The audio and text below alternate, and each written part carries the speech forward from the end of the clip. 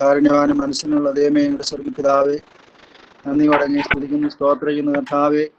ഈ അനുഗ്രഹിക്കപ്പെട്ട ദിവസത്തിനായി സ്തോത്രം. ദൈവമേ, ഒരു ദിവസം കൂടെ അടിയേക്ക് ദാനമായി തന്ന വലിയ കൃപയ്ക്കായി നന്ദിയോടെ സ്തോത്രം കർത്താവേ. ഇന്ന് പകൽക്കാലം അവിടുന്ന് ഞങ്ങളെ അടിയങ്ങളെ അല്പാതിശയമായി നടത്തിയല്ലോ കർത്താവേ. നല്ലിടനായ കർത്താവ് അടിയങ്ങളോട് കൂടെ ഇരുന്ന് അടിയങ്ങളെ നടത്തിയ എല്ലാ വിധങ്ങൾക്കായും നാഥൻ നടത്തിയ വിധങ്ങളെ ഓർത്തങ്ങ് സ്തുതിക്കുന്നു, സ്തോത്രം ചെയ്യുന്നു കർത്താവേ. ദൈവമേ, സ്തോത്രം. ഞങ്ങളുടെ ഭക്തിയും ജീവനും വേണമെന്നൊക്കെ ഞങ്ങൾ നടത്തുന്നതിനായിട്ട് സ്തോത്രം കർത്താവേ. കർത്താവെ, തിരുവചനം പഠിക്കുവാൻ അടിയങ്ങൾ അങ്ങയുടെ സന്നിധിയിലേക്ക് കടന്നു വരുന്നു കർത്താവേ. സ്തോത്രം. ദൈവമേ, അവിടുത്തെ ജീവനും ചൈതന്യമുള്ളതാകിയാൽ കർത്താവെ, ഞങ്ങൾക്ക് അതിനകത്ത് ജീവനുണ്ടല്ലോ കർത്താവെ.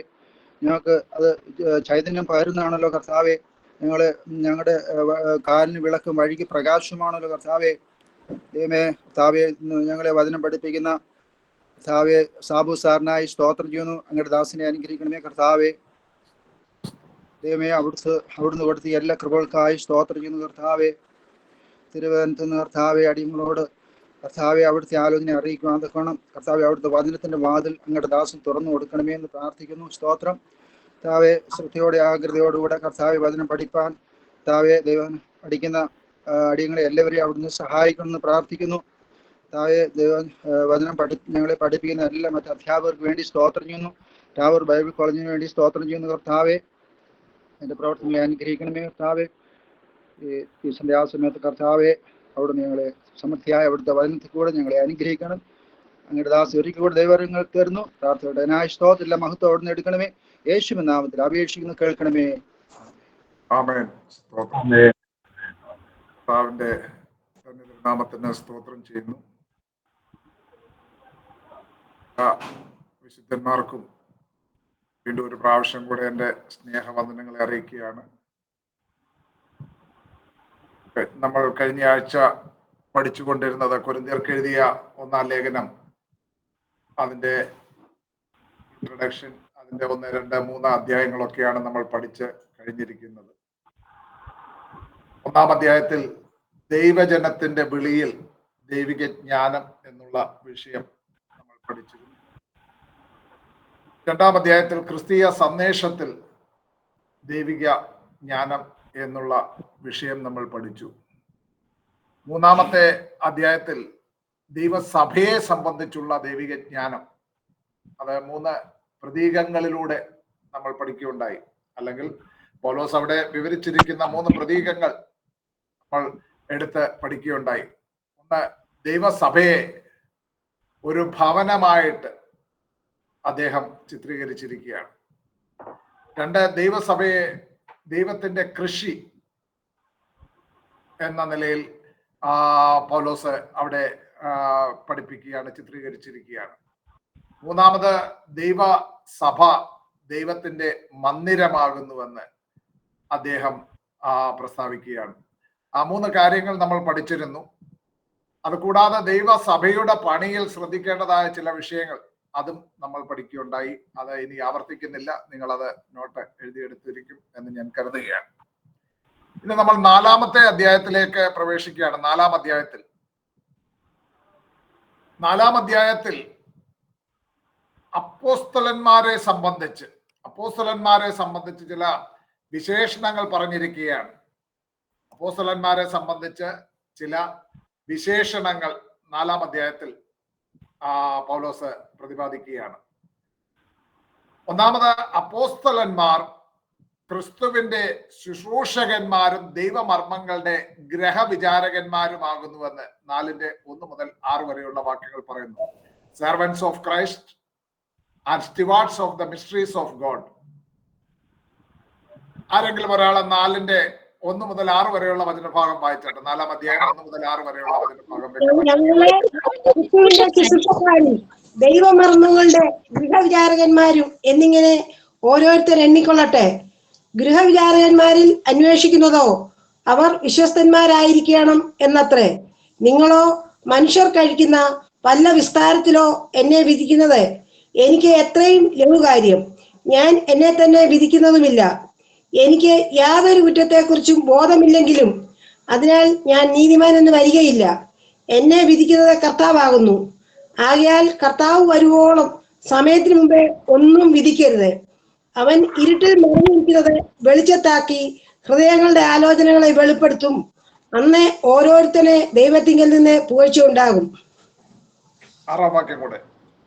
സഹോദരന്മാരെ, ഇത് ഞാൻ നിങ്ങൾ നിമിത്തം എന്നെയും അപ്പല്ലോസിനെയും ഉദ്ദേശിച്ച് പറഞ്ഞിരിക്കുന്നത് എഴുതിയിരിക്കുന്നതിന് അപ്പുറം ഭാവിക്കാതിരിപ്പാൻ, ഞങ്ങളുടെ ദൃഷ്ടാന്തം കണ്ടു പഠിക്കേണ്ടതിനും, ആരും ഒരുത്തനെ അനുകൂലമായും മറ്റൊരുവനെ പ്രതികൂലമായും ചീർത്തു പോകാതിരിക്കേണ്ടതിനും തന്നെ. നോക്കൂ, നമ്മളിവിടെ 1-ാം ലേഖനത്തിന്റെ 1-10 മുതൽ 4-21 വരെയുള്ള വചനഭാഗത്തിൽ സഭയിലെ ഭിന്നപക്ഷങ്ങൾ എന്നുള്ള വിഷയമാണ് പൗലോസ് അവിടെ അഡ്രസ് ചെയ്യുന്നതെന്ന് പറഞ്ഞു കഴിഞ്ഞു. സഭയിലെ ഭിന്നപക്ഷങ്ങൾ, ചിലർ പൗലോസിന്റെ പക്ഷക്കാർ, ചിലർ അപ്പല്ലോസിന്റെ പക്ഷക്കാർ, ചിലർ കേഫാവിന്റെ പക്ഷം, ചിലർ ക്രിസ്തുവിന്റെ പക്ഷം എന്നിങ്ങനെ സഭയിൽ ഭിന്നപക്ഷങ്ങൾ. അപ്പോൾ അവിടെ ഓരോരോ കാര്യങ്ങൾ പൗലോസ് ഇങ്ങനെ വിവരിച്ചു വരുമ്പോൾ അദ്ദേഹം പറയുകയാണ്, സഹോദരന്മാരെ, ഞാൻ നിങ്ങൾ നിമിത്തം എന്നെ അപ്പല്ലോസിനെ ഉദ്ദേശിച്ച് പറഞ്ഞിരിക്കുന്നത് എന്ന് പറഞ്ഞാൽ ആ ഭിന്നപക്ഷങ്ങൾ സംബന്ധിച്ച് അഡ്രസ് ചെയ്തുകൊണ്ട് തന്നെ അദ്ദേഹം സംസാരിക്കുകയാണ്. അവിടെ അദ്ദേഹം പറയുന്നത് അപ്പോസ്തലന്മാർ ക്രിസ്തുവിന്റെ ശുശ്രൂഷകന്മാരും ദൈവമർമ്മങ്ങളുടെ ഗ്രഹവിചാരകന്മാരുമാകുന്നു.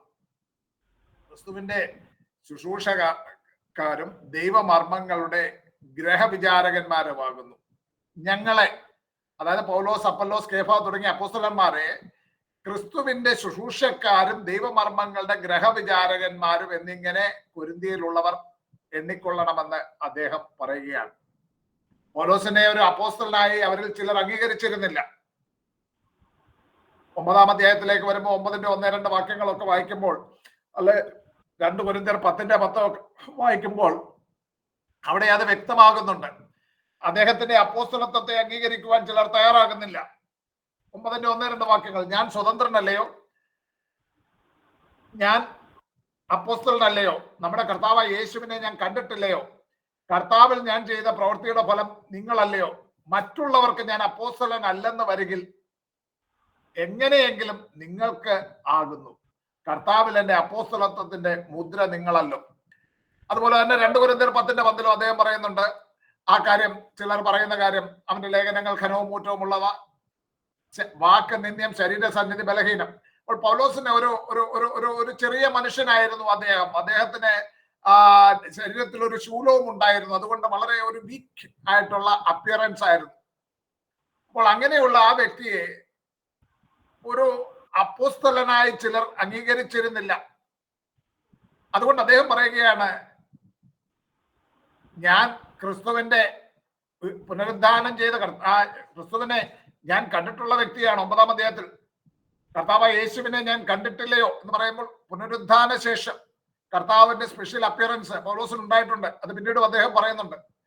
അപ്പോൾ തന്റെ പ്രവർത്തന ഫലമായി ഉണ്ടായ കൊരിന്ത്യ സഭ, അവർക്ക് മറ്റാരും അംഗീകരിച്ചില്ലെങ്കിലും വിശ്വാസികളായ നിങ്ങൾക്കറിയാം ഞാനൊരു അപ്പോസ്തലനാണെന്ന് എന്ന് അദ്ദേഹം ചൂണ്ടിക്കാണിക്കുകയാണ്.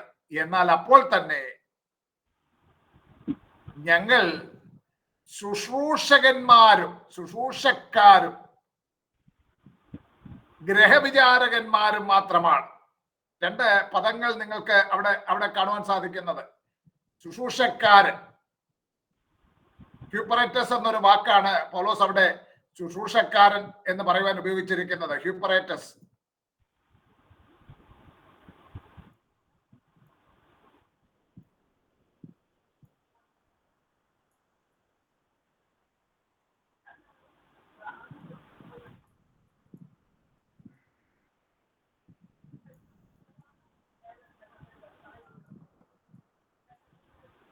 ഹ്യൂപ്പറേറ്റസ് എന്ന് പറയുന്ന ഒരു ഗ്രീക്ക് വാക്കാണ് അവിടെ ശുശ്രൂഷക്കാർ എന്ന് പറയാൻ ഉപയോഗിച്ചിരിക്കുന്നത്. ഹ്യൂപ്പോ എന്ന് പറഞ്ഞാൽ അണ്ടർ, കീഴെ, ഹൈപ്പോ എന്നൊക്കെ നമ്മൾ പറയുന്ന അത് തന്നെ. ഹ്യൂപ്പോ, അണ്ടർ എന്നാണ് ആ വാക്കിന്റെ അർത്ഥം. എറേറ്റസ് എന്നുള്ള വാക്കിന്റെ അർത്ഥം റോവർ എന്ന് പറഞ്ഞ തുഴച്ചിൽക്കാരൻ എന്നാണ് അർത്ഥം. ഹ്യൂപ്പറേറ്റസ് എന്ന് പറഞ്ഞാൽ അണ്ടർ റോവർ എന്നാണ് ആ വാക്കിന്റെ അർത്ഥം. അണ്ടർ റോവർ എന്ന് പറഞ്ഞ കീഴ്ത്തുഴച്ചിൽക്കാർ. പഴയ കാലത്ത് വലിയ പായ്ക്കപ്പലുകളും മറ്റും ഇങ്ങനെ പോകുമ്പോൾ പായ്ക്കപ്പലുകളിൽ അവിടെ അതിന്റെ താഴെ ഇരുന്ന് ഇങ്ങനെ തുഴയുന്ന, നിങ്ങൾക്ക് ഈ പ്ലാറ്റ്ഫോമിന്റെ അടിയിൽ നിന്നും കുറെ തുഴകൾ ഇങ്ങനെ കാണാം. അതിന്റെ ഒരു ക്രോസ് സെക്ഷൻ ഇങ്ങനെ നോക്കിയാൽ കാണാം. ഇവിടെ ഒരു കൂട്ടം ആൾക്കാർ ഇങ്ങനെ താഴെ ഇരുന്ന് തുഴ വലിക്കുന്നവരായിട്ടുള്ള ഒരു ചിത്രം വലത്തുവശത്ത് നിങ്ങൾ കാണുന്നുണ്ട്. ഇങ്ങനെയുള്ള തുഴച്ചിൽക്കാരെയാണ് അണ്ടർ റോയർ എന്നാണ് ലിറ്ററൽ മീനിങ്. ഹ്യൂപ്പറേറ്റസ് എന്നുള്ള വാക്കിന്റെ ലിറ്ററൽ മീനിങ്. അന്ന് യന്ത്രവൽകൃതമല്ലാത്ത വലിയ കപ്പലുകളിൽ കപ്പിത്താന്റെ നിർദ്ദേശം അനുസരിച്ച് തണ്ടുവലിക്കുന്ന തുഴച്ചിക്കാരായ അടിമകൾ, ആ അടിമകളെയാണ് ഹ്യൂപ്പറേറ്റസ് എന്ന് വിളിച്ചിരുന്നത്. ഈ അടിമകൾ തങ്ങൾക്ക് ഇഷ്ടം പോലെ ഒരുവൻ മുന്നോട്ടും ഒരുവൻ പുറകോട്ടും അങ്ങനെ തോന്നിയതുപോലെ തുഴ വലിക്കാനൊക്കത്തില്ല. അവിടെ ഒരു കപ്പിത്താനുണ്ട്. കപ്പിത്താൻ പറയുന്ന നിർദ്ദേശം അനുസരിച്ച് തുഴയുവാനാണ് തുഴച്ചിൽക്കാർ കടപ്പെട്ടിരിക്കുന്നത്. കപ്പിത്താന്റെ അഥവാ ക്യാപ്റ്റന്റെ നിർദ്ദേശം അനുസരിച്ച് പ്രവർത്തിക്കുന്ന ഒരു അടിമയാണ് തുഴച്ചിൽക്കാർ. ഹ്യൂപ്പറേറ്റസ് എന്നുള്ള വാക്കിന്റെ ലിറ്ററൽ മീനിങ് അണ്ടർ റോവർ അല്ലെങ്കിൽ കീഴ് തുഴച്ചിൽക്കാർ എന്നാണ് ആ വാക്കിന്റെ അർത്ഥം. പുതിയ നിയമത്തിൽ ഹ്യൂപ്പറേറ്റസ് എന്നുള്ള ഗ്രീക്ക് പദം വിവിധ വചനഭാഗങ്ങളിൽ ഉപയോഗിച്ചിരിക്കുന്ന, നമ്മൾ മത്തായി 5:25 അവിടെ ന്യായാധിപന്റെ സഹായി എന്ന് പറയുന്ന വ്യക്തിക്ക് അവിടെ ഉപയോഗിച്ചിരിക്കുന്ന മത്തായി 5:25 അവിടെ കാണുന്നത് ഹ്യൂപ്പറേറ്റസ് എന്നുള്ള വാക്കാണ്. അതുപോലെ തന്നെ മഹാപുരോഹിതന്റെ സ്നേഹിതൻ സേവകൻ മത്തായി 26:58 മഹാപുരോഹിതന്റെ സേവകൻ. അതുപോലെ തന്നെ ലൂക്കോസിന്റെ സുവിശേഷം 4-ാം അധ്യായത്തിൽ സിനഗോഗിലെ ഒരു ശുശ്രൂഷകനെ പറ്റി പറയുന്നുണ്ട്. യേശു വായിച്ചിട്ട് വചനം വായിച്ച ശേഷം ആ ചുരുൾ ശുശ്രൂഷകന്റെ പക്കൽ കൊടുക്കുന്നുണ്ട്. അവിടെ ആ ശുശ്രൂഷകന്, സിനഗോഗിലെ ശുശ്രൂഷക്കാരന് ഉപയോഗിച്ചിരിക്കുന്ന ഹ്യൂപ്പറേറ്റസ് എന്നുള്ള പദമാണ്. അപ്പോൾ ഇങ്ങനെ വിവിധ ഉദാഹരണങ്ങൾ നമ്മൾ ബൈബിളിൽ വിവിധ ഭാഗങ്ങളിൽ അവിടെയെല്ലാം ഒരു അധികാരത്തിന് കീഴിൽ പ്രവർത്തിക്കുന്ന ഒരു വ്യക്തിയെ സൂചിപ്പിക്കുവാനാണ് ഹ്യൂപ്പറേറ്റസ് എന്നുള്ള വാക്ക് ഉപയോഗിച്ചിരിക്കുന്നത്.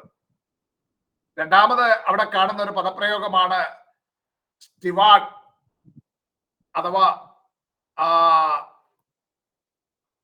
ദൈവമർമ്മങ്ങളുടെ ഗ്രഹവിചാരകന്മാർ. ഗ്രഹവിചാരകന്മാർ എന്ന് പറയാൻ അവിടെ ഉപയോഗിച്ചിട്ടുള്ള പദം ഇക്കോണോമോസ് എന്നുള്ള ഒരു പദമാണ്. ഇക്കോണോമോസ് എന്നുള്ള ഒരു പദമാണ് ഗ്രഹവിചാരകൻ എന്ന് പറയുവാൻ അവിടെ ഉപയോഗിച്ചിരിക്കുന്നത്.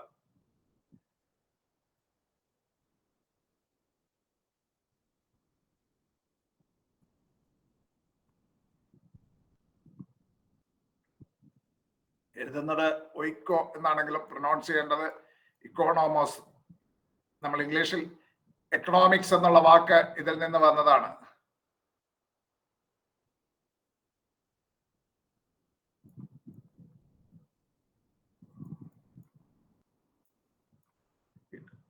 ഇതാണ് ഗ്രഹവിചാരകൻ എന്ന പരിഭാഷ ചെയ്തിരിക്കുന്ന വാക്ക്, ഇക്കോണോമോസ്. ഈ പദം പുതിയ നിയമത്തിൽ ഇതും രണ്ട് പദങ്ങളുടെ സങ്കലനമാണ്. ഒയ്ക്കോസ് എന്ന് പറഞ്ഞു കഴിഞ്ഞാൽ ഭവനം, ഒയ്ക്കോസ് എന്ന് പറഞ്ഞാൽ ഭവനം. നോമോസ് എന്ന് പറഞ്ഞു കഴിഞ്ഞാൽ മാനേജ്മെന്റ്. അപ്പോൾ ലോ എന്നും അർത്ഥമുണ്ട്, കസ്റ്റം സമ്പ്രദായം എന്ന അർത്ഥമുണ്ട്. ഇവിടെ ഇക്കോണോമോസ് എന്ന് പറയുമ്പോൾ ഹൗസ് മാനേജ്മെന്റ്, അതാണ് ഗ്രഹവിചാരകത്വം എന്ന് പറയുന്നത്.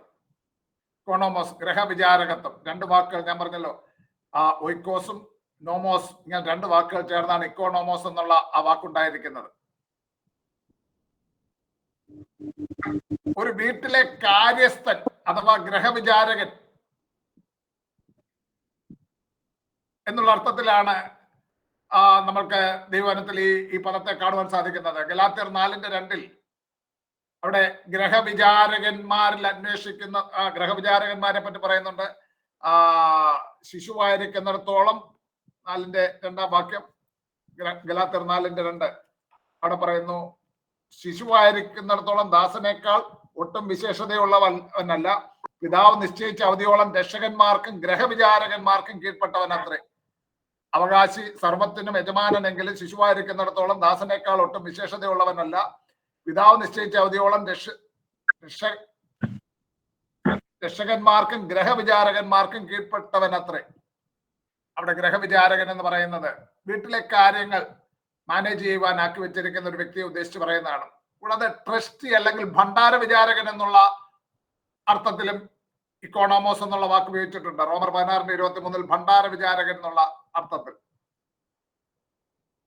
ആത്മീയ വിഷയങ്ങളിലെ കാര്യസ്ഥൻ എന്നുള്ള ആത്മീയ കാര്യസ്ഥൻ എന്നുള്ള അർത്ഥത്തിൽ ഇവിടെ 4-ാം അധ്യായത്തിൽ 1 കൊരിന്ത്യർ 4:1 വാക്യത്തിൽ അവിടെ പറഞ്ഞിരിക്കുമ്പോൾ അവിടെ ഗ്രഹവിചാരകൻ എന്ന് പറഞ്ഞിരിക്കുന്നത് ആത്മീയ കാര്യസ്ഥൻ എന്നുള്ള അർത്ഥത്തിൽ മനസ്സിലാക്കേണ്ടതാണ്. ആത്മീയ കാര്യസ്ഥൻ തീത്തോസ് 1:7 തീത്തോസ് 1:7 1 പത്രോസ് 4:10 ആ അർത്ഥത്തിൽ തന്നെയാണ് ഉപയോഗിച്ചിരിക്കുന്നത്, ആത്മീയ കാര്യസ്ഥൻ. അപ്പോൾ ഇവിടെ നോക്കുക, ഗ്രഹവിചാരകന്മാരും ശുശ്രൂഷകന്മാരെ പോലെ തന്നെ ഒരു യജമാനന്റെ അല്ലെങ്കിൽ ഒരു അധികാരത്തിന്റെ കീഴിൽ പ്രവർത്തിക്കുന്ന വ്യക്തിയാണ്. യൂപ്പറേറ്റസ് എന്ന പോലെ തന്നെ ഇക്കോണോമോസും ഒരു യജമാനന്റെയോ അധികാരമുള്ള സ്ഥാപനത്തിന്റെയോ കീഴിൽ ജോലി ചെയ്യുന്ന വ്യക്തിയാണ്. ഒരു ഗ്രഹവിചാരകൻ എന്ന് പറയുമ്പോൾ ഗ്രഹനാഥനുമായുള്ള ബന്ധത്തിൽ അവനൊരു അടിമയാണ്. ഗ്രഹനാഥനുമായുള്ള ബന്ധത്തിൽ ഇക്കോണോമോസ് അല്ലെങ്കിൽ ഗ്രഹവിചാരകൻ അടിമയാണ്. ഉദാഹരണത്തിന് പൊത്തിഫേറിന്റെ ഭവനത്തിൽ യോസേഫ് അവിടുത്തെ ഗ്രഹവിചാരകനായിരുന്നു. ഉൽപ്പത്തി പുസ്തകം 39:4-6 വരെയുള്ള വചനഭാഗം വായിക്കുമ്പോൾ നമുക്ക് യോസഫിന്റെ ആ സംഭവം നമുക്കറിയാം. അപ്പോൾ അവിടുത്തെ സകല സമ്പത്തിന്റെ കാര്യവാഹകത്വമൊക്കെ ഗ്രഹവിചാരകത്വമൊക്കെ യോസഫിന്റെ മക്കൾ ഫലമേൽപ്പിക്കപ്പെട്ടിരുന്നു. അപ്പോൾ ഒരു ഗ്രഹവിചാരകൻ യജമാനന്റെ അടിമയായിരിക്കുമ്പോൾ തന്നെ ഭവനക്കാർക്ക് ബാക്കിയുള്ളവരെ സംബന്ധിച്ചിടത്തോളം അവർക്ക് തക്ക സമയത്ത് തക്ക അളവിൽ ഭക്ഷണം നൽകേണ്ടതിന്, അവരുടെ കാര്യാദികൾ ഒരു മുടക്കവും വരാതെ നിർവഹിക്കേണ്ടതിന് കടമപ്പെട്ട ഒരു വ്യക്തിയാണ്. അതാണ് അവന്റെ ഉത്തരവാദിത്വം. അവന്റെ പക്കൽ ഭരമേൽപ്പിച്ചിട്ടുള്ള സമ്പത്തിന്റെ വിനിയോഗം സംബന്ധിച്ച് അവൻ യജമാനനെ കണക്ക് ബോധിപ്പിക്കേണ്ടവനാണ്. ആത്മീയ കാര്യസ്ഥനെ പറ്റി പറയുമ്പോഴും ഇവിടെ 4-ാം അധ്യായത്തിൽ കൊരിന്ത്യ ലേഖനത്തിൽ പറയുന്നത് എന്താണ്? 2-ാം വാക്യം, ഗ്രഹവിചാരകന്മാരിൽ അന്വേഷിക്കുന്നതോ അവർ വിശ്വസ്തരായിരിക്കണം എന്നത്രേ. ദൈവം തന്റെ ശുശ്രൂഷക്കാരിൽ നിന്ന് ആഗ്രഹിക്കുന്നത് അവരുടെ മറ്റേ സ്മാർട്ട്നെസ് ഒന്നുമല്ല, അവരുടെ വിശ്വസ്തതയാണ്. നമുക്കറിയാം താലന്തുകളുടെ വിനിയോഗം സംബന്ധിച്ചുള്ള ആ ഉപമ കർത്താവ് പഠിപ്പിക്കുമ്പോൾ അവിടെ 2 താലന്ത് ലഭിച്ചവനും 5 താലന്ത് ലഭിച്ചവനും ഇവർ രണ്ടുപേരോടും കർത്താവ് പറയുന്ന, യജമാനൻ മടങ്ങി വന്നു കഴിയുമ്പോൾ അവർ നേടിയത് കൂടെ യജമാനന്റെ മുന്നിൽ പ്രസന്റ് ചെയ്യുമ്പോൾ യജമാനൻ പറയുന്ന ഒരു വാചകമുണ്ട്. എന്താണ്?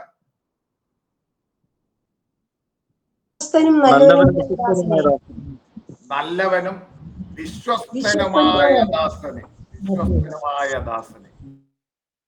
ദൈവം നോക്കുന്നത് വിജയികളെയല്ല, ദൈവം നോക്കുന്നത് വിശ്വസ്തന്മാരെയാണ്.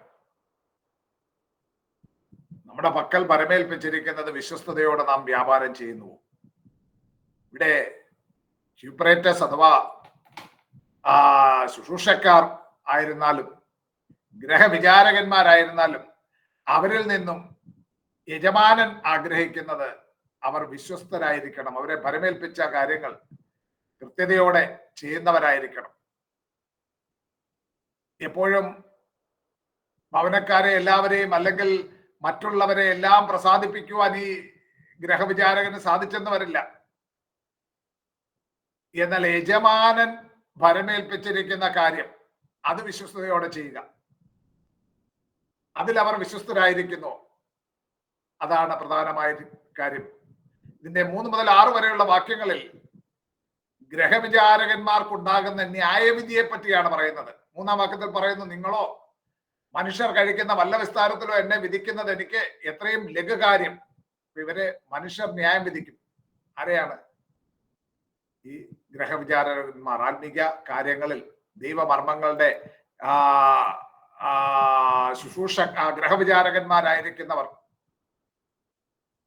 ശുശ്രൂഷക്കാരായിരിക്കുന്നവർ, ദൈവമർമ്മങ്ങളുടെ ഗ്രഹവിചാരകന്മാരായിരിക്കുന്നവർ, അവരെ മനുഷ്യർ ന്യായം വിധിക്കും. മനുഷ്യർ ന്യായം വിധിക്കുന്നത് എപ്പോഴും ശരിയായിരിക്കണമെന്നില്ല. മനുഷ്യർ പുറമേ ഉള്ളത് കണ്ടാണ് വിധിക്കുന്നത്. ഇശായിയുടെ ഭവനത്തിൽ ചെന്ന പ്രവാചക ശ്രേഷ്ഠനായിരുന്ന ശമൂവേലിന് പോലും തെറ്റുപറ്റിയതായിട്ട് നമ്മൾ ശമൂവേലിന്റെ 1-ാം പുസ്തകം 16-ാം അധ്യായത്തിൽ കാണുന്നുണ്ട്. ഇശായി തന്റെ ഭവനത്തിൽ വന്ന പ്രവാചകനെ സ്വീകരിച്ചു. പ്രവാചകന് വലിയ വിരുന്നൊക്കെ ഒരുക്കി. പ്രവാചകൻ വന്നതിന്റെ ലക്ഷ്യം ശൗലിനെ മാറ്റി പകരം ഇസ്രായേലിന്റെ അടുത്ത രാജാവായിട്ട് ഒരുവനെ ദൈവം ഇശായിയുടെ മക്കളിൽ നിന്ന് തിരഞ്ഞെടുത്തിരിക്കുന്നു. അവനെ അഭിഷേകം ചെയ്യുവാനാണ് വന്നിരിക്കുന്നത്. ആ 16-ാം അധ്യായം എടുത്തവരാരെങ്കിലും ഉണ്ടെങ്കിൽ, 1 ശമൂവേൽ 16-ാം അധ്യായം എടുത്തവരാരെങ്കിലും ഉണ്ടെങ്കിൽ ഒന്ന് വായിച്ചാട്ടെ. അവിടെ ദാവീദ് മലമുകൾ കടന്ന് കുറെ അപ്പുറം ചെന്നപ്പോൾ മെബീബോശത്തിന്റെ ഭൃത്യനായ സീബ കോപ്പിട്ട് 1 ശമൂവേൽ 16-ാം അധ്യായം.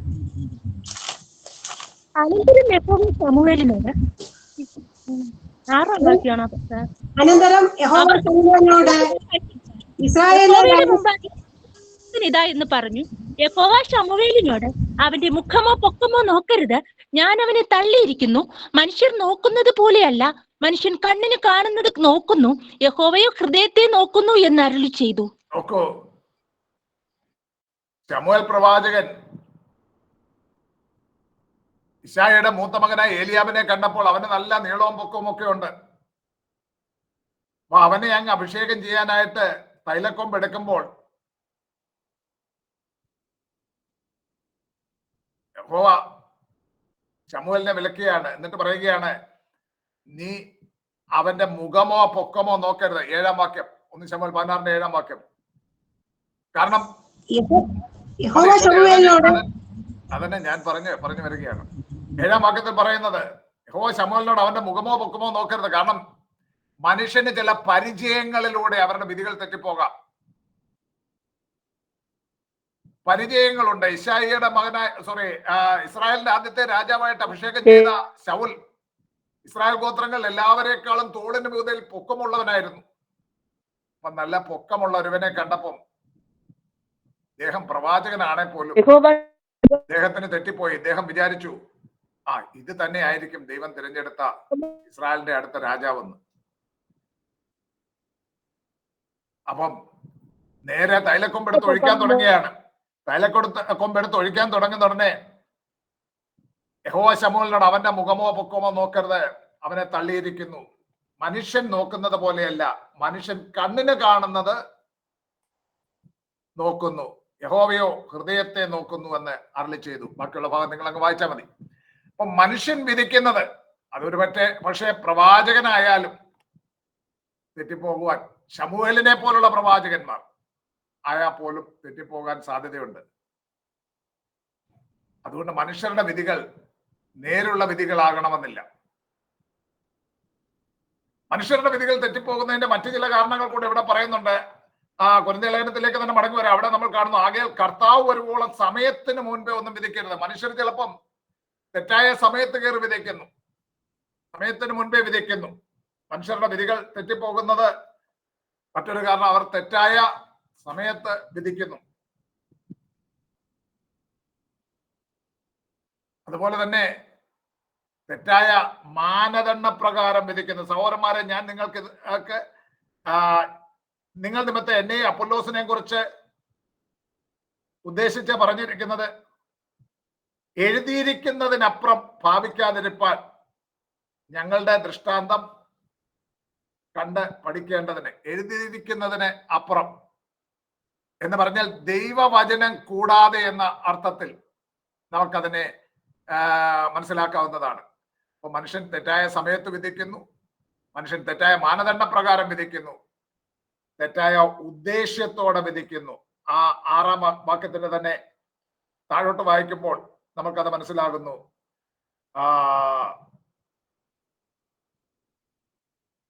ആരും ഒരുത്തൻ അനുകൂലമായും മറ്റൊരുത്തന് പ്രതികൂലമായും ചീർത്തു പോകാതിരിക്കേണ്ടതിന് തന്നെ. മനുഷ്യന്റെ ഉദ്ദേശ്യം ഞങ്ങളുടെ ദൃഷ്ടാന്തം കണ്ട് പഠിക്കേണ്ടതിന് ആരും ഒരുത്തൻ അനുകൂലമായും മറ്റൊരുത്തന് പ്രതികൂലമായും ചീർത്തു പോകാതിരിക്കണം. അപ്പോൾ പൗലോസ് ഇവിടെ പറഞ്ഞിരിക്കുന്നത് മനുഷ്യന്റെ ന്യായവിധികൾ ശരിയാകണമെന്നില്ല. മനുഷ്യൻ വിധിക്കുമ്പോൾ പുറമേയുള്ളത് കണ്ട് വിധിക്കുന്നു. അവർ തെറ്റായ സമയത്ത് തെറ്റായ മാനദണ്ഡ പ്രകാരം തെറ്റായ ഉദ്ദേശ്യങ്ങളോടെ വിധിക്കുന്നു. ഇനി 4-ാം അധ്യായത്തിലേക്ക് തന്നെ അതിന്റെ 3-ാം വാക്യത്തിന്റെ ബി പാർട്ട് തൊട്ട് വായിക്കുമ്പോൾ നമ്മൾ കാണുന്നു,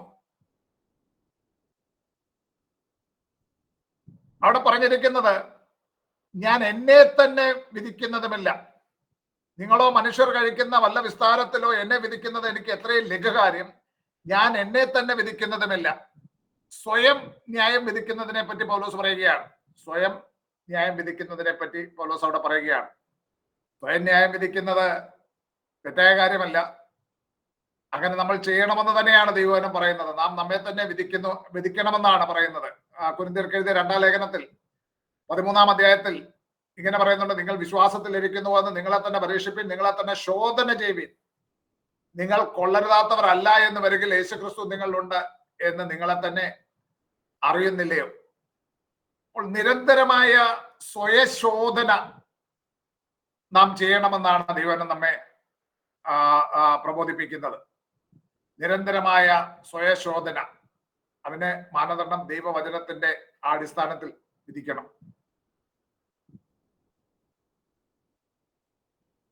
നിങ്ങളോ മനുഷ്യർ കഴിക്കുന്ന വല്ല വിസ്താരത്തിലോ എന്നെ വിധിക്കുന്നത് എനിക്ക് എത്രയും ലഘുകാര്യം. ഞാൻ എന്നെ തന്നെ വിധിക്കുന്നതുമില്ല എന്ന് പറഞ്ഞിട്ട് അടുത്ത വാചകം അദ്ദേഹം പറയുന്നത് എന്താണ്?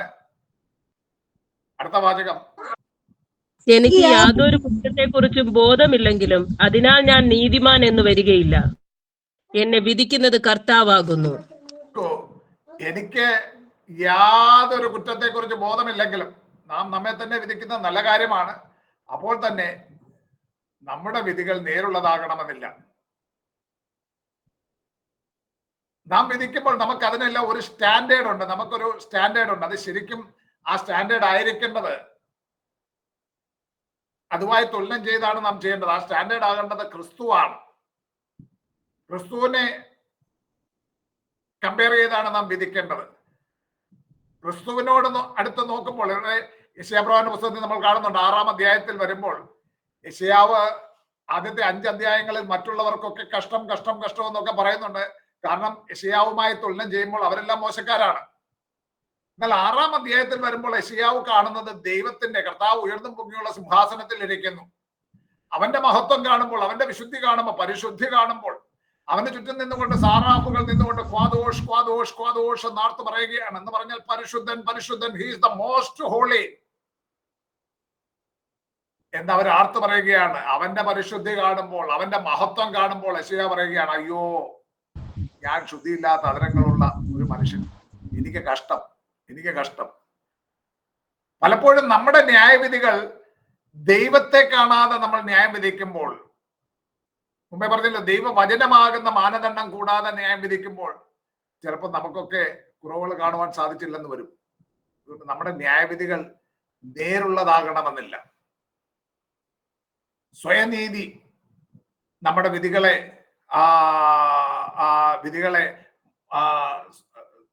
സ്വാധീനിക്കുവാനിടയുണ്ട്. സ്വയനീതീകരണം.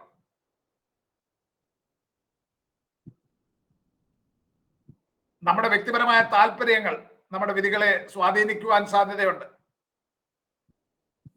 നമ്മുടെ പരിചയങ്ങൾ, ഇപ്പൊ ഞാൻ ശമൂലിന്റെ കാര്യം പറഞ്ഞതുപോലെ, നമ്മുടെ പരിചയങ്ങൾ നമ്മുടെ വിധികളെ സ്വാധീനിക്കുവാൻ സാധ്യതയുണ്ട്. നാം ദൈവത്തെ അറിയേണ്ടതുപോലെ അറിയാതെ, അല്ലെങ്കിൽ ദൈവത്തെങ്കിലേക്ക് നോക്കാതെ, അവന്റെ സ്റ്റാൻഡേർഡ് ഓഫ് റൈച്ചസ്നെസ് എന്താണെന്ന് നോക്കാതെ മനുഷ്യരുമായി തുലനം ചെയ്ത് നമ്മെ വിധിക്കുമ്പോൾ നമ്മുടെ വിധികൾ തെറ്റിപ്പോകുവാൻ ഇടയുണ്ട്.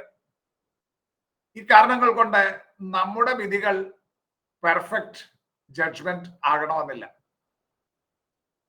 എന്നിട്ട് ഇവിടെ പൗലോസ് പറയുകയാണ് ദൈവം വിധിക്കുന്നതിനെ പറ്റി അദ്ദേഹം പറയുകയാണ്. 4-ാം അധ്യായത്തിൽ പറയുന്നു, എനിക്ക് യാതൊരു കുറ്റത്തെക്കുറിച്ചും ബോധമില്ല. എങ്കിലും അതിനാൽ ഞാൻ നീതിമാൻ എന്ന് വരികയില്ല. എന്നെ വിധിക്കുന്നത് കർത്താവാകുന്നു. ദൈവം ന്യായം വിധിക്കുമ്പോൾ എന്നിൽ കുറവുകൾ ഉണ്ടായേക്കാം. അവനവൻ ശരീരത്തിൽ ഇരിക്കുമ്പോൾ ചെയ്യുന്നത് നല്ലതാകലും തീയതാകലും അതിനെ തക്കവണ്ണം പ്രാപിക്കേണ്ടതിന് നാം എല്ലാവരും ക്രിസ്തുവിന്റെ ന്യായാസനത്തിന് മുൻപാകെ വെളിപ്പെടേണ്ടതാണ്. നാം എല്ലാവരും ക്രിസ്തുവിന്റെ ന്യായാസനത്തിന് മുൻപാകെ വെളിപ്പെടേണ്ടതാണ്. മനുഷ്യരുടെ വിധികൾ ശരിയാകണമെന്നില്ല. നാം നമ്മെ തന്നെ വിധിച്ചാലും ആ ന്യായവിധിയെ സ്വാധീനിക്കുന്ന പല ഫോഴ്സസ് ഉണ്ടായേക്കാം. അതുകൊണ്ട് നമ്മുടെ ന്യായവിധിയും പെർഫെക്റ്റ് ആകണമെന്നില്ല. ദൈവം നമ്മെ ന്യായം വിധിക്കുന്നു എന്ന് നമുക്ക് ഓർമ്മ വേണം. ദൈവത്തിന് മറഞ്ഞിരിക്കുന്ന ഒരു ദൃഷ്ടിയുമില്ല. ഹൃദയങ്ങളെ ശോധന ചെയ്യുന്നവനാണ്. മുമ്പേ പറഞ്ഞല്ലോ, ശമൂവേലിന്റെ പുസ്തകത്തിൽ പറഞ്ഞിരിക്കുന്നത്. അതുപോലെ തന്നെ യെരമ്യാ 17:10 പറയുന്നുണ്ട്, ദൈവം ഹൃദയങ്ങളെ ശോധന ചെയ്യുന്നവനാണ്. സകലതും അവന്റെ മുൻപാകെ നഗ്നവും മലർന്നവും പോലെ ആയിരിക്കുന്നുവെന്ന് എബ്രായ ലേഖനം 4-ാം അധ്യായത്തിൽ 13-ാം വാക്യത്തിൽ പറയുന്നുണ്ട്.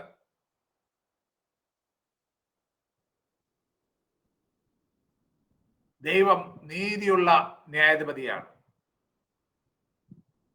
അതുകൊണ്ട് അദ്ദേഹം പറയുകയാണ്, ദൈവത്തിന്റെ ന്യായവിധിയെ ഓർത്തുകൊള്ളുവാൻ അവർക്ക് മുന്നറിയിപ്പ് നൽകുകയാണ്.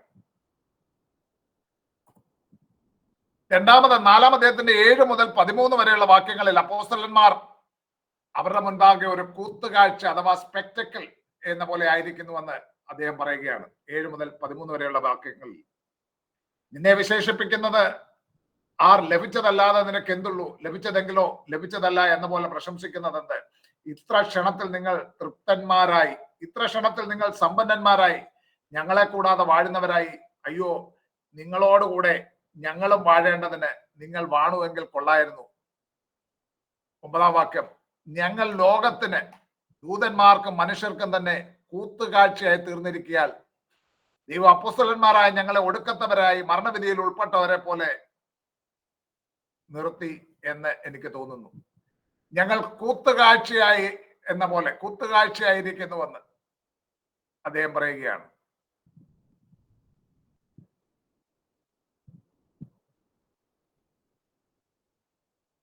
കൂത്തുകാഴ്ച എന്ന് പറയുവാൻ അവിടെ ഉപയോഗിച്ചിരിക്കുന്നത് തിയാട്രോൺ എന്ന് പറയുന്ന ഒരു ഗ്രീക്ക് പദമാണ്. തിയാട്രോൺ, ഇംഗ്ലീഷിലെ തിയേറ്റർ എന്നുള്ള വാക്ക് തിയേട്രോൺ എന്നുള്ള ഈ വാക്കിൽ നിന്നാണ് വന്നിരിക്കുന്നത്. തിയേട്രോൺ.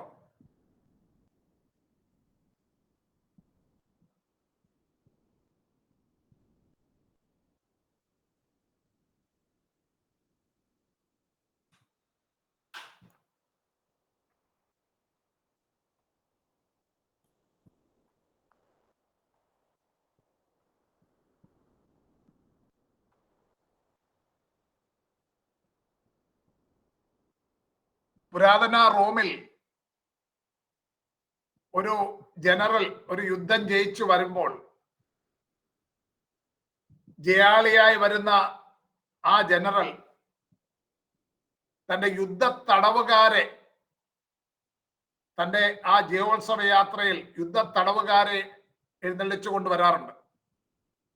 ആ യുദ്ധ തടവുകാർ മുറിവേറ്റവരായിട്ട്, അപമാനിതരായിട്ട് ജനത്തിന്റെ മധ്യേ കൂടെ നടന്നു വരുന്ന, ബന്ധനസ്ഥരായി നടന്നു വരുന്ന ആ യുദ്ധ തടവുകാർക്ക് വിളിച്ചിരുന്ന പേരാണ് തിയാട്രോൺ, യുദ്ധ തടവുകാരൻ.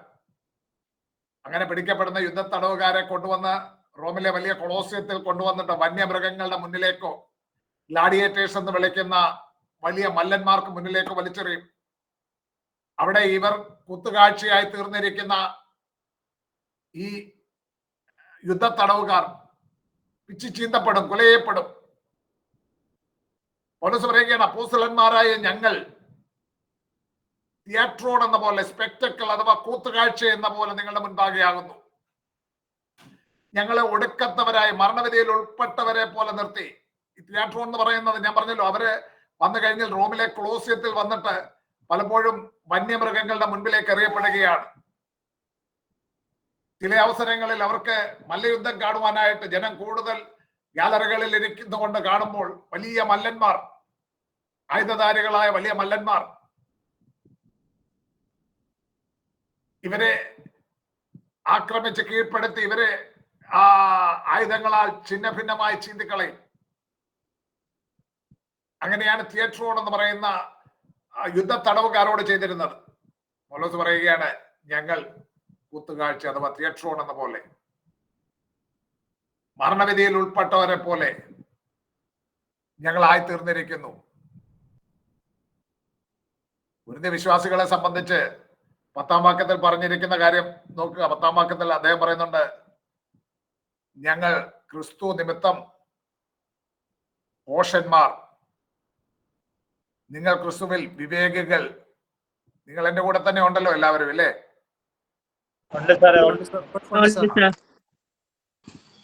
നിങ്ങൾ ക്രിസ്തുവിൽ വിവേകികൾ, ഞങ്ങൾ ഭോഷന്മാർ, ഞങ്ങൾ ബലഹീനർ, നിങ്ങൾ ബലവാന്മാർ, നിങ്ങൾ മഹത്തുക്കൾ, ഞങ്ങൾ മാനഹീനർ. കൊരിന്ത്യ വിശ്വാസികളുടെ അവരോടുള്ള ആ സമീപനത്തെ പറ്റിയാണ് അദ്ദേഹം പറഞ്ഞിരിക്കുന്നത്. ഇതിന്റെ പ്രാരംഭ ഭാഗത്ത് തന്നെ പറഞ്ഞു, ഒരു കൃപാവരത്തിനും കുറവില്ലാത്തൊരു സഭയായിരുന്നു കൊരിന്ത്യ സഭ. അവരുടെ കൃപാവരങ്ങൾ സംബന്ധിച്ച് അവർ പ്രശംസിച്ചിരുന്നു. അവരുടെ ജ്ഞാനത്തിൽ അവർ ഊറ്റം കൊണ്ടിരുന്നു.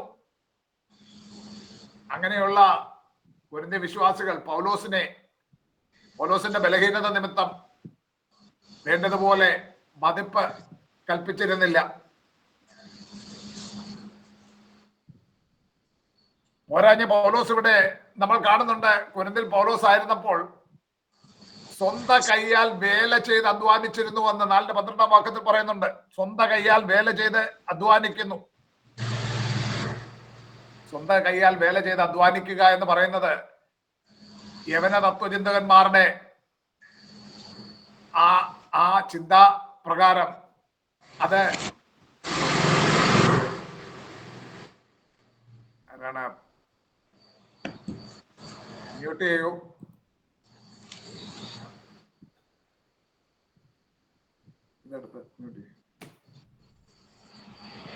അങ്ങനെ വേല ചെയ്യുക എന്ന് പറയുന്നത് അടിമകളുടെ ഒരു ധർമ്മമായി കരുതിയിരുന്നു. അപ്പോൾ അങ്ങനെ സ്വന്തം കൈകൊണ്ട് അധ്വാനിക്കുന്നതും ഒരു അവമതിപ്പിന് കാരണമായി തീർന്നു എന്ന് പൗലോസ് മനസ്സിലാക്കിയിരുന്നു.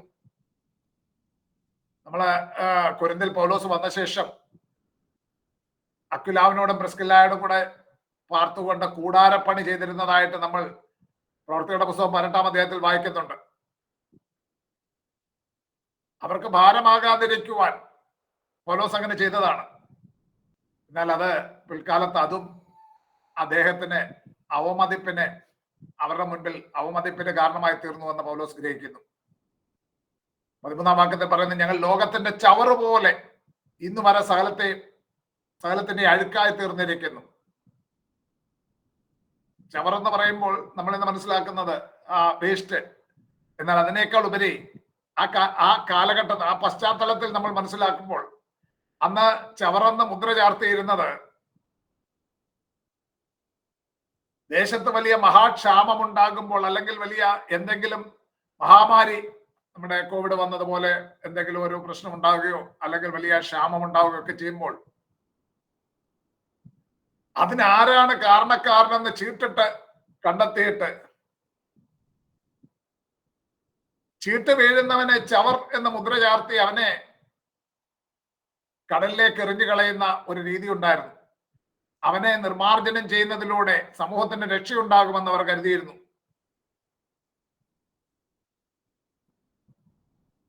യോനയുടെ സംഭവം നമുക്കറിയാം.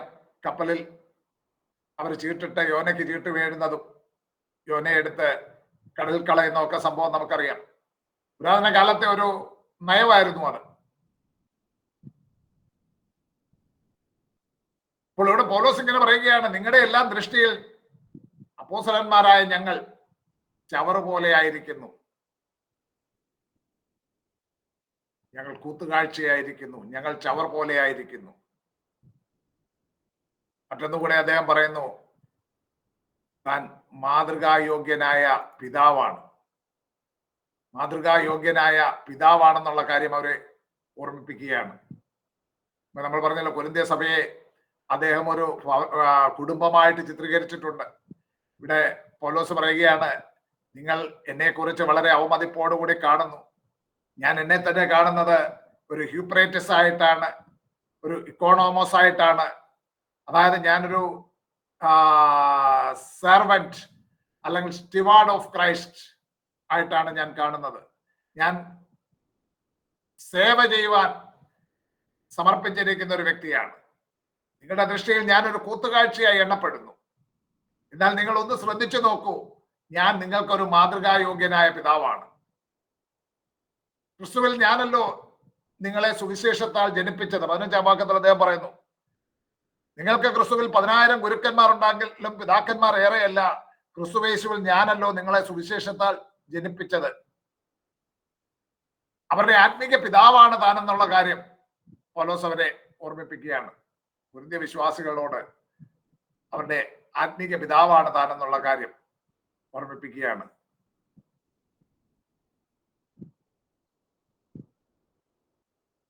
മൂന്നാം അധ്യായത്തിൽ താൻ പറയുന്നുണ്ട്, പൗലോസ് നട്ടു, അപ്പൊല്ലോസ് നനച്ചു എന്ന് പറഞ്ഞാൽ താനാണ് നട്ടത്. 3-ന്റെ 10-ാം വാക്യത്തിൽ പറയുന്നുണ്ട്, ഞാൻ ജ്ഞാനമുള്ള ഒരു പ്രധാന ശില്പിയെ അടിസ്ഥാനമിട്ടിരിക്കുന്നു, ഞാനാണ് ഫൗണ്ടർ എന്ന് പറയുന്നുണ്ട്. ഞാനാണ് നട്ടത്, ഞാനാണ് ഫൗണ്ടർ. അപ്പോൾ അദ്ദേഹം പറയുകയാണ്, ഞാൻ നിങ്ങളുടെ സുവിശേഷത്താൽ ജനിപ്പിച്ച ആത്മിക പിതാവാണ്. സുവിശേഷത്താൽ ജനിപ്പിച്ച ആത്മിക പിതാവാണ്. പൗലോസ് പറഞ്ഞതിന്റെ ആ കോണ്ടെക്സ്റ്റിൽ നിങ്ങൾ അത് കാര്യങ്ങൾ മനസ്സിലാക്കണം.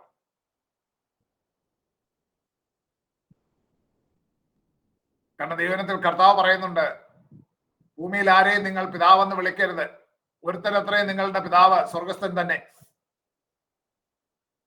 പിന്നെ എന്താണ് പൗലോസ് ഇങ്ങനെ പറഞ്ഞിരിക്കുന്നത്? അവിടെ പിതാവെന്ന് വിളിക്കരുതെന്ന് പറയുന്ന ഒരു പദവിയായിട്ട്, ടൈറ്റിലായിട്ട്, ഇന്നിപ്പോ പോപ്പ് എന്നൊക്കെ പറഞ്ഞ് ഇങ്ങനെ കൊടുത്തിരിക്കുന്നത് പോലെ, സാർവത്രിക പിതാവ് എന്നൊക്കെ പറഞ്ഞ് കൊടുത്തിരിക്കുന്നത് പോലെ, അങ്ങനെ ഒരു പദവിയായി കൽപ്പിച്ച് കൊടുക്കുക എന്നുള്ള അർത്ഥത്തിലല്ല. ഇവരെ വിശ്വാസത്താൽ, സുവിശേഷത്താൽ ഇവരെ വിശ്വാസത്തിൽ ജനിപ്പിച്ച ഒരു ആത്മീക പിതാവ് എന്നുള്ള അർത്ഥത്തിലാണ് പൗലോസ് അവിടെ പറഞ്ഞിരിക്കുന്നത്.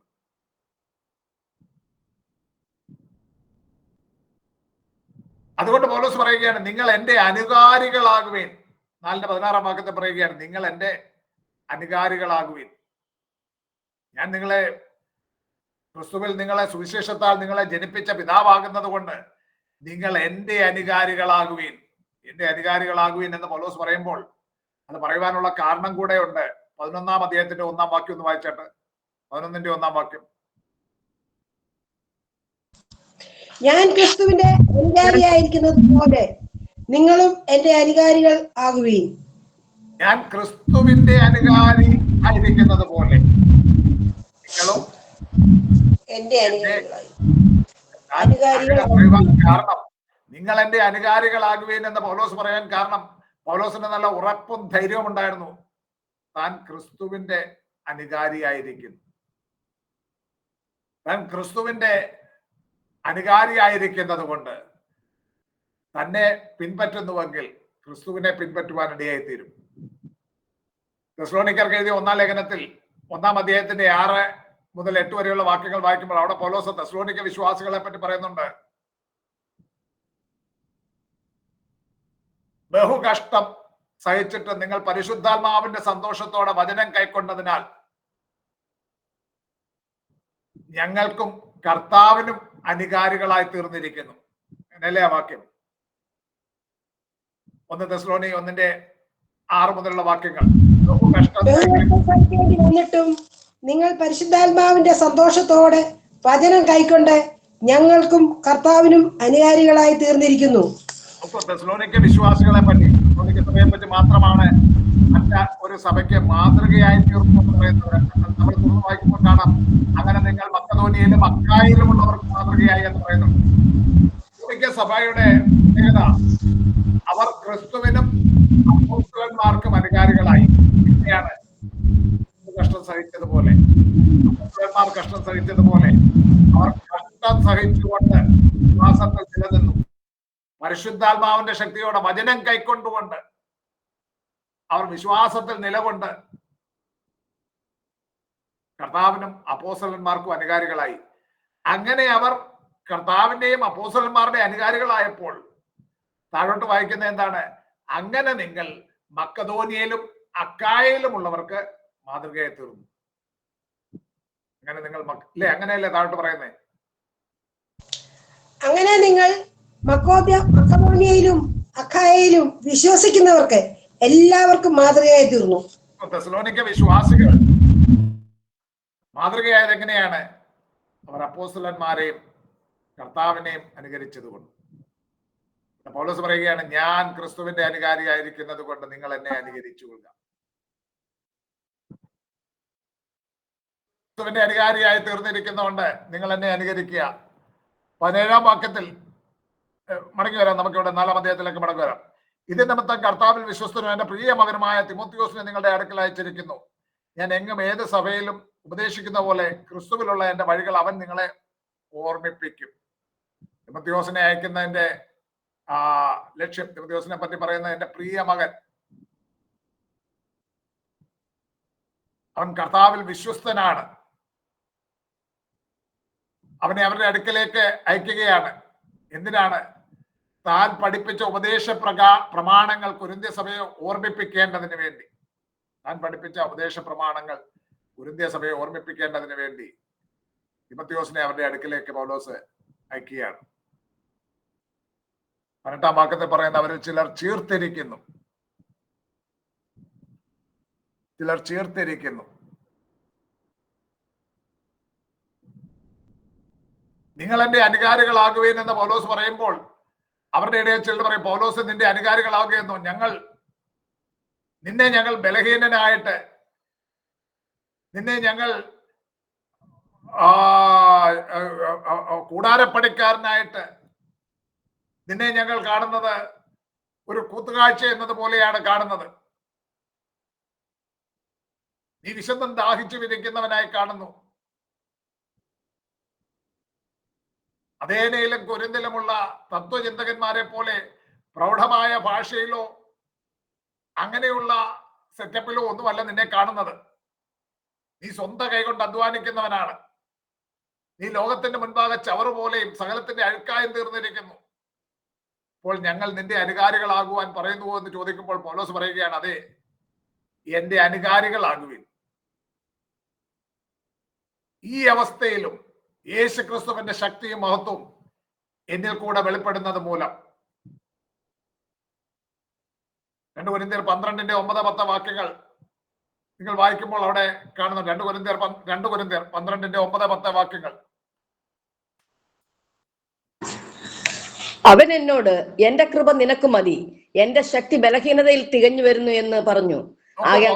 ജഡത്തിൽ ഒരു ശൂലമുണ്ട്, താൻ ബലഹീനനായിരിക്കുന്നു.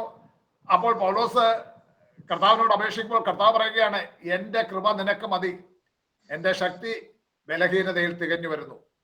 ആകയാൽ ക്രിസ്തുവിന്റെ ശക്തി എന്റെ മേൽ ആവസിക്കേണ്ടതിന് ഞാൻ അതിസന്തോഷത്തോടെ എന്റെ ബലഹീനതകളിൽ പ്രശംസിക്കും. ബലഹീനതകളിൽ പൗലോസ് പ്രശംസിക്കുകയാണ്. കൊരിന്ത്യ ക്രിസ്ത്യാനികൾ മാനുഷിക ജ്ഞാനത്തിലും ശാരീരിക ഭംഗിയിലും വ്യാജമായ ആകർഷണങ്ങളിൽ അകപ്പെട്ടു പോകുന്നു. പൗലോസ് പറയുകയാണ്, എന്റെ ബലഹീനതയിൽ ഞാൻ പ്രശംസിക്കുന്നു, കാരണം ക്രിസ്തുവിന്റെ ശക്തി എന്റെ മേൽ ആവസിക്കുന്നത് കൊണ്ട്.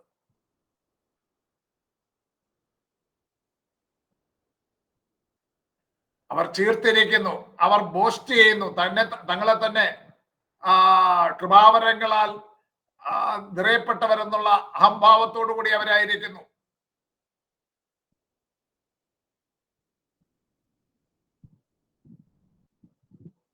ഇവിടെ പൗലോസ് പറയുകയാണ്, ഞാൻ നിങ്ങളുടെ ആത്മീക പിതാവാണ്, നിങ്ങൾ എന്റെ അനുകാരികളാകുവിൻ. ഒരു പിതാവിന്റെ സ്വരം. 21-ാം വാക്യത്തിലേക്ക് വരുമ്പോൾ അവിടെ പൗലോസ് പറഞ്ഞിരിക്കുന്ന 4-ാം അധ്യായത്തിന്റെ 21-ാം വാക്യത്തിൽ നമ്മവിടെ കാണുന്നു. അദ്ദേഹം ചോദിക്കുകയാണ്, നിങ്ങൾക്ക് ഏത് വേണം? ഞാൻ വടിയോടുകൂടെയോ സ്നേഹത്തിലും സൗമ്യാത്മാവിലുമോ നിങ്ങളുടെ അടുക്കൽ വരേണ്ടത്? ഒരു പിതാവിന്റെ ശാസനയുടെ ആ വാക്കുകളെ പോലെയാണ് നമുക്കത് കാണുവാൻ സാധിക്കുന്നത്.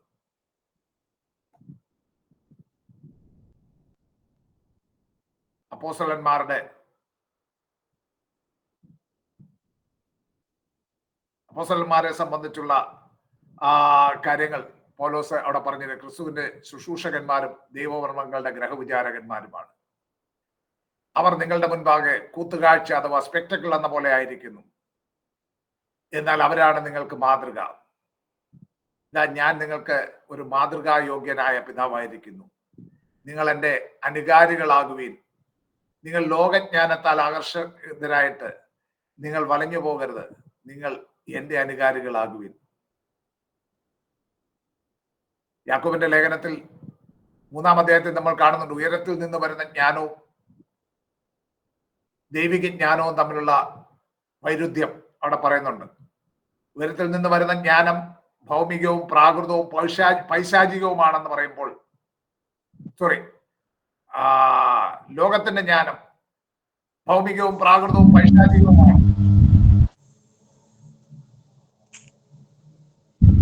ഇത് ഉയരത്തിൽ ജ്ഞാനമല്ല, ഭൗമികവും പ്രാകൃതവും പൈശാചികവുമായതത്രേ. ഈർഷ്യയും ശാഠ്യവും എല്ലായിടത്ത് കലക്കവും സകല ദുഷ്പ്രവൃത്തിയും ഉണ്ട്. ഉയരത്തിൽ നിന്നുള്ള ജ്ഞാനമോ ഒന്നാമത് നിർമ്മലവും, പിന്നെ സമാധാനവും ശാന്തതയും അനുസരണമുള്ളതും കരുണയും സൽഫലവും നിറഞ്ഞതും പക്ഷപാതവും കപടവും ഇല്ലാത്തതുമാകുന്നു. എന്നാൽ സമാധാനം ഉണ്ടാക്കുന്നവർ സമാധാനത്തിൽ വിതച്ച് നീതി എന്ന ഫലം കൊയ്യും. ഉയരത്തിൽ നിന്നുള്ള ജ്ഞാനം നിർമ്മലമാണ്. ഉയരത്തിൽ നിന്നുള്ള ജ്ഞാനത്തിന്റെ ശ്രേഷ്ഠതകൾ അവിടെ യാക്കോബ് വിവരിക്കുകയാണ്. എന്നാൽ ലോകജ്ഞാനം എന്ന് പറയുന്നത് അത് ഭൗമികമാണ്, പ്രാകൃതമാണ്, പൈശാചികമാണ്. ആ വൈരുദ്ധ്യങ്ങൾ അദ്ദേഹം അവിടെ പ്രതിപാദിക്കുകയാണ്. ഇവിടെ പൗലോസും കൊരിന്ത്യ സഭാവിശ്വാസികളോട് അരുളി ചെയ്യുന്നത്, നിങ്ങൾ ലോകജ്ഞാനത്താൽ നിങ്ങൾ വശീകരിക്കപ്പെട്ടു പോകരുത്. നിങ്ങൾ എന്നെ മാതൃകയാക്കുവീൻ. ഞാൻ ക്രിസ്തുവിന്റെ അനുകാരിയായിരിക്കുന്നത് പോലെ നിങ്ങളും എൻ്റെ അനുകാരികളാകുവീൻ എന്ന് പറഞ്ഞ് അവരെ പ്രബോധിപ്പിക്കുകയാണ്. 5-ാം അധ്യായത്തിലേക്ക് നമുക്ക് പോകാം. ഇനി 5-ാം അധ്യായത്തിലേക്ക് പോകാം. അവിടെ വരുമ്പോൾ മറ്റൊരു വിഷയമാണ് 5-1 മുതൽ 13 വരെയുള്ള വാക്യങ്ങളിൽ നമുക്ക് കാണുവാൻ സാധിക്കുന്നത്. 1-10 മുതൽ 4-21 വരെ സഭയിലെ ഭിന്നപക്ഷങ്ങളായിരുന്നു. 5-1 മുതൽ 13 വരെ ലൈംഗിക അസാൻമാർഗികത, കൊരിന്ത്യ വിശ്വാസികളുടെ ഇടയിൽ ഉണ്ടായിരുന്ന ലൈംഗിക അസാൻമാർഗികത അദ്ദേഹം ചൂണ്ടിക്കാണിക്കുകയാണ്. മറ്റൊരു പ്രധാന വിഷയം, അവരുടെ ഇടയിൽ ദുർനടപ്പുണ്ടായിരുന്നിട്ടും ദുർനടപ്പ് പ്രവർത്തിക്കുന്നവനെ അവരുടെ ഇടയിൽ നിന്ന് നീക്കിക്കളഞ്ഞില്ല. അതേക്കുറിച്ച് അവർ വിചാരപ്പെട്ടില്ല. അവർ തങ്ങളിൽ തന്നെ പ്രശംസിച്ച് ചേർത്തിരിക്കുന്നുവെന്ന് പൗലോസ് അവരെ ചൂണ്ടിക്കാണിക്കുകയാണ്.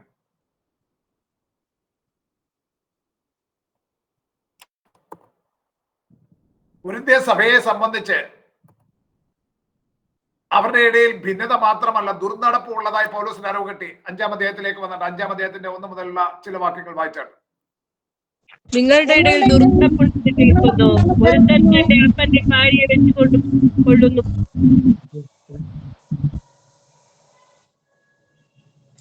നിങ്ങളുടെ ഇടയിൽ ദുർനടപ്പുണ്ടെന്ന് കേൾക്കുന്നു.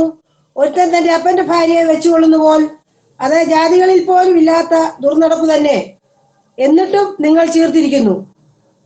ഈ ദുഷ്കർമ്മം ചെയ്തവനെ നിങ്ങളുടെ ഇടയിൽ നിന്ന് നീക്കുവാൻ തക്കവണ്ണം നിങ്ങൾ ദുഃഖിച്ചിട്ടുമില്ല. അത് ജാതികളുടെ ഇടയിൽ പോലും ഇല്ലാത്ത ഒരു ദുർനടപ്പ്, അവരുടെ ഇടയിൽ ഉണ്ടായിരുന്ന ഒരു പാപം, അതവിടെ എന്താണെന്ന് പറയുന്നുണ്ട്. അത് ജാതികളിൽ പോലും ഇല്ലാത്ത ഒരു പാപമായിരുന്നു. ഇവിടെ പരാമർശിച്ചിരിക്കുന്ന പാപം ഇൻസെസ്റ്റ് അഥവാ അടുത്ത ബന്ധുക്കൾ തമ്മിലുള്ള ലൈംഗിക ബന്ധത്തെ പറ്റിയാണ് പറയുന്നത്. അത് ജാതികളിൽ പോലും ഇല്ലാത്ത ദുർനടപ്പ്. റോമാ സമൂഹത്തിൽ അല്ലെങ്കിൽ കൊരിന്ത്യ സമൂഹത്തിൽ, ഞാൻ മുൻപ് പറഞ്ഞതാണ്, ഏറ്റവും മ്ലേച്ഛത നിറഞ്ഞ ഒരു സമൂഹമായിരുന്നു. അവിടെ പോലും ഇല്ലാത്ത ഒരു അധാർമികത കൊരിന്ത്യ സഭയിൽ, അസാൻമാർഗിക ജീവിതമുള്ളവനെ കൊരിന്ത്യ സഭയിൽ കാണുന്നു.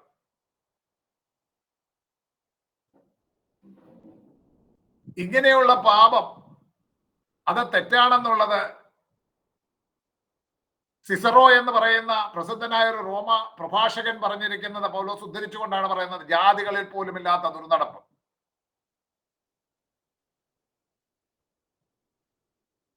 ഒരുത്തൻ തന്റെ അപ്പന്റെ ഭാര്യയെ വെച്ചുകൊള്ളുന്ന സ്ഥിതി കൊരിന്ത്യ സഭയിൽ ഉണ്ടായിരുന്നു. അപ്പന്റെ ഭാര്യ എന്ന് പറയുമ്പോൾ അവന്റെ അമ്മയല്ല, മറ്റൊരു ഭാര്യയാണ്, അപ്പന്റെ മറ്റൊരു ഭാര്യയാണ്. ആ സ്ത്രീയെ പറ്റി പൗലോസ് കൂടുതലൊന്നും പറയുന്നില്ല. അതുകൊണ്ട് അവർ സഭാംഗമായിരിക്കണമെന്നില്ല. ആ പുരുഷനെ പറ്റിയാണ് പറയുന്നത്.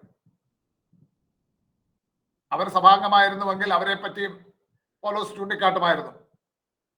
പൗലോസിന്റെ നയം 5-ാം അധ്യായത്തിന്റെ 12-ാം വാക്യത്തിൽ പറയുന്നുണ്ട്. 5:12 പുറത്തുള്ളവരെ വിധിപ്പാൻ എനിക്ക് എന്ത് കാര്യം? നിങ്ങൾ അകത്തുള്ളവരെ അല്ലയോ വിധിക്കുന്നത്? പുറത്തുള്ളവരെ ദൈവം വിധിക്കുന്നു. സഭയ്ക്കുള്ളിലുള്ളവരെയാണ് അദ്ദേഹം വിധിക്കുന്നത്. അപ്പോൾ ഈ പുരുഷൻ, ഇങ്ങനെയുള്ള ഒരു പാപം ചെയ്യുന്ന ഒരു പുരുഷൻ അവരുടെ ഇടയിൽ ഉണ്ടായിരുന്നു. അത് ജാതികളിൽ പോലും അങ്ങനെ ഒരു പാപം വെച്ചു കുറിപ്പിക്കില്ല.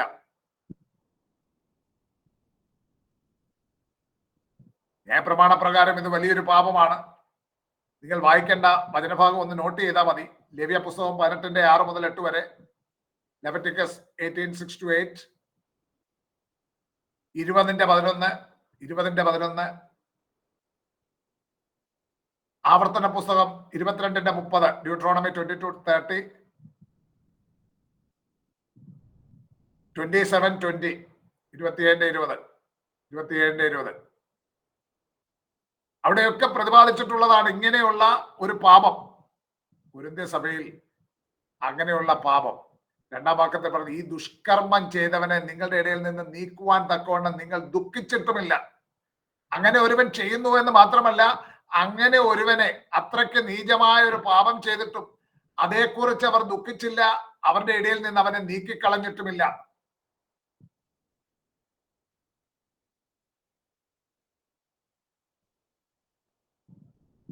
അവരുടെ ഒരു വലിയ കുറ്റമായിട്ട് പൗലോസ് ചൂണ്ടിക്കാണിക്കുകയാണ്.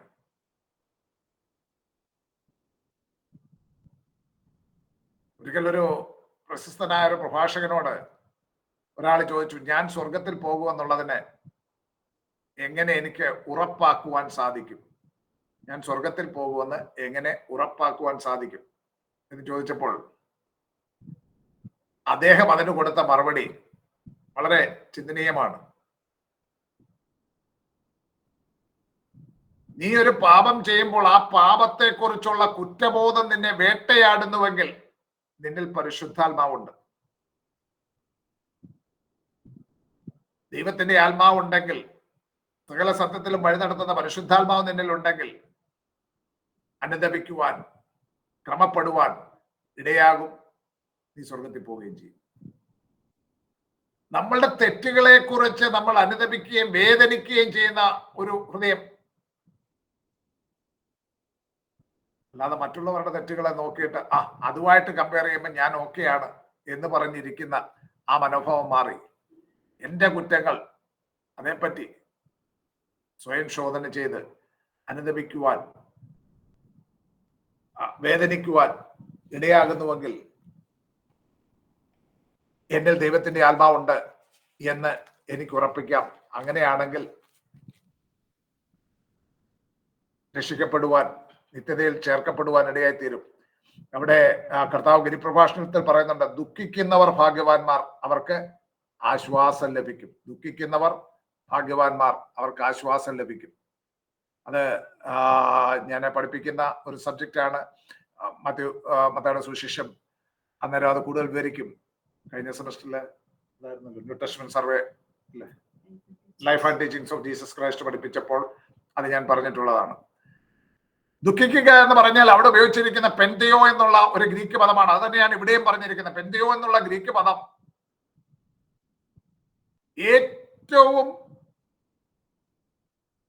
അടുപ്പമുള്ള ഒരു വ്യക്തിയുടെ മരണത്തിൽ ഉണ്ടാകുന്ന ആ വിലാപമാണ്, ആ ഹൃദയവേദനയാണ്, ആ ദുഃഖത്തെക്കുറിച്ചാണ് മത്തായിയിൽ കർത്താവ് പറയുന്നതും ഇവിടെ പൗലോസ് പറഞ്ഞിരിക്കുന്നതും. പെന്തിയോ എന്നുള്ള വാക്ക് ഇവിടെ ഇവരുടെ ഇടയിൽ ഒരുവൻ പാപം ചെയ്യുന്നവൻ, ഇൻസെസ്റ്റ് എന്ന് പറയുന്ന ആ മഹാപാപം ചെയ്യുന്ന ഒരുവൻ അവരുടെ ഇടയിൽ ഉണ്ടായിട്ടും അവനെ നീക്കിക്കളയുവാൻ തക്കവണ്ണം അവർ ദുഃഖിച്ചില്ല. അവനെ അവരുടെ ഇടയിൽ വെച്ചു പൊറുപ്പിക്കുകയാണ്. ആരെങ്കിലും ഒരു തെറ്റ് ചെയ്തു കഴിഞ്ഞാൽ അവനെ യഥാസ്ഥാനപ്പെടുത്തുവാനുള്ള ഉത്തരവാദിത്വം ദൈവസഭയ്ക്കുണ്ട്. ഗലാത്യർ 6:1-2 വാക്യങ്ങൾ പറയുന്നുണ്ട്. എന്നാൽ ഇങ്ങനെ ഒരുവൻ ഉണ്ടായിട്ടും അവനെ യഥാസ്ഥാനപ്പെടുത്തുകയോ അവന്റെ തെറ്റ് തിരുത്തിയില്ലെങ്കിൽ അവനെ പുറത്താക്കുകയോ ചെയ്യുവാൻ തക്കവണ്ണം അങ്ങനെ ഒരുവൻ ഉണ്ട് എന്നോർത്ത് ദുഃഖിക്കുവാൻ പോലും കൊരിന്ത്യ സഭ തയ്യാറാകുന്നില്ല. ഇന്ന് പല സഭകളുടെ അവസ്ഥ ഇതൊക്കെ തന്നെയാണ്. പല സഭകളുടെയും അവസ്ഥ ഇതൊക്കെ തന്നെയാണ്. അങ്ങനെയുള്ളവരെ വെച്ചു പൊറുപ്പിക്കുന്നു. പൗലോസ് പറയുകയാണ്, ഇത് ജാതികളിൽ പോലും ഇല്ലാത്ത ഒരു പ്രവണത നിങ്ങളുടെ ഇടയിലുണ്ട്. കൊരിന്ത്യരെ, നിങ്ങൾ ദുഃഖിക്കാതെ നിങ്ങൾ ചീർത്തിരിക്കുകയാണ് എന്ന് പൗലോസ് അവരോട് ശാസനാരൂപേണ ചൂണ്ടിക്കാണിക്കുകയാണ്.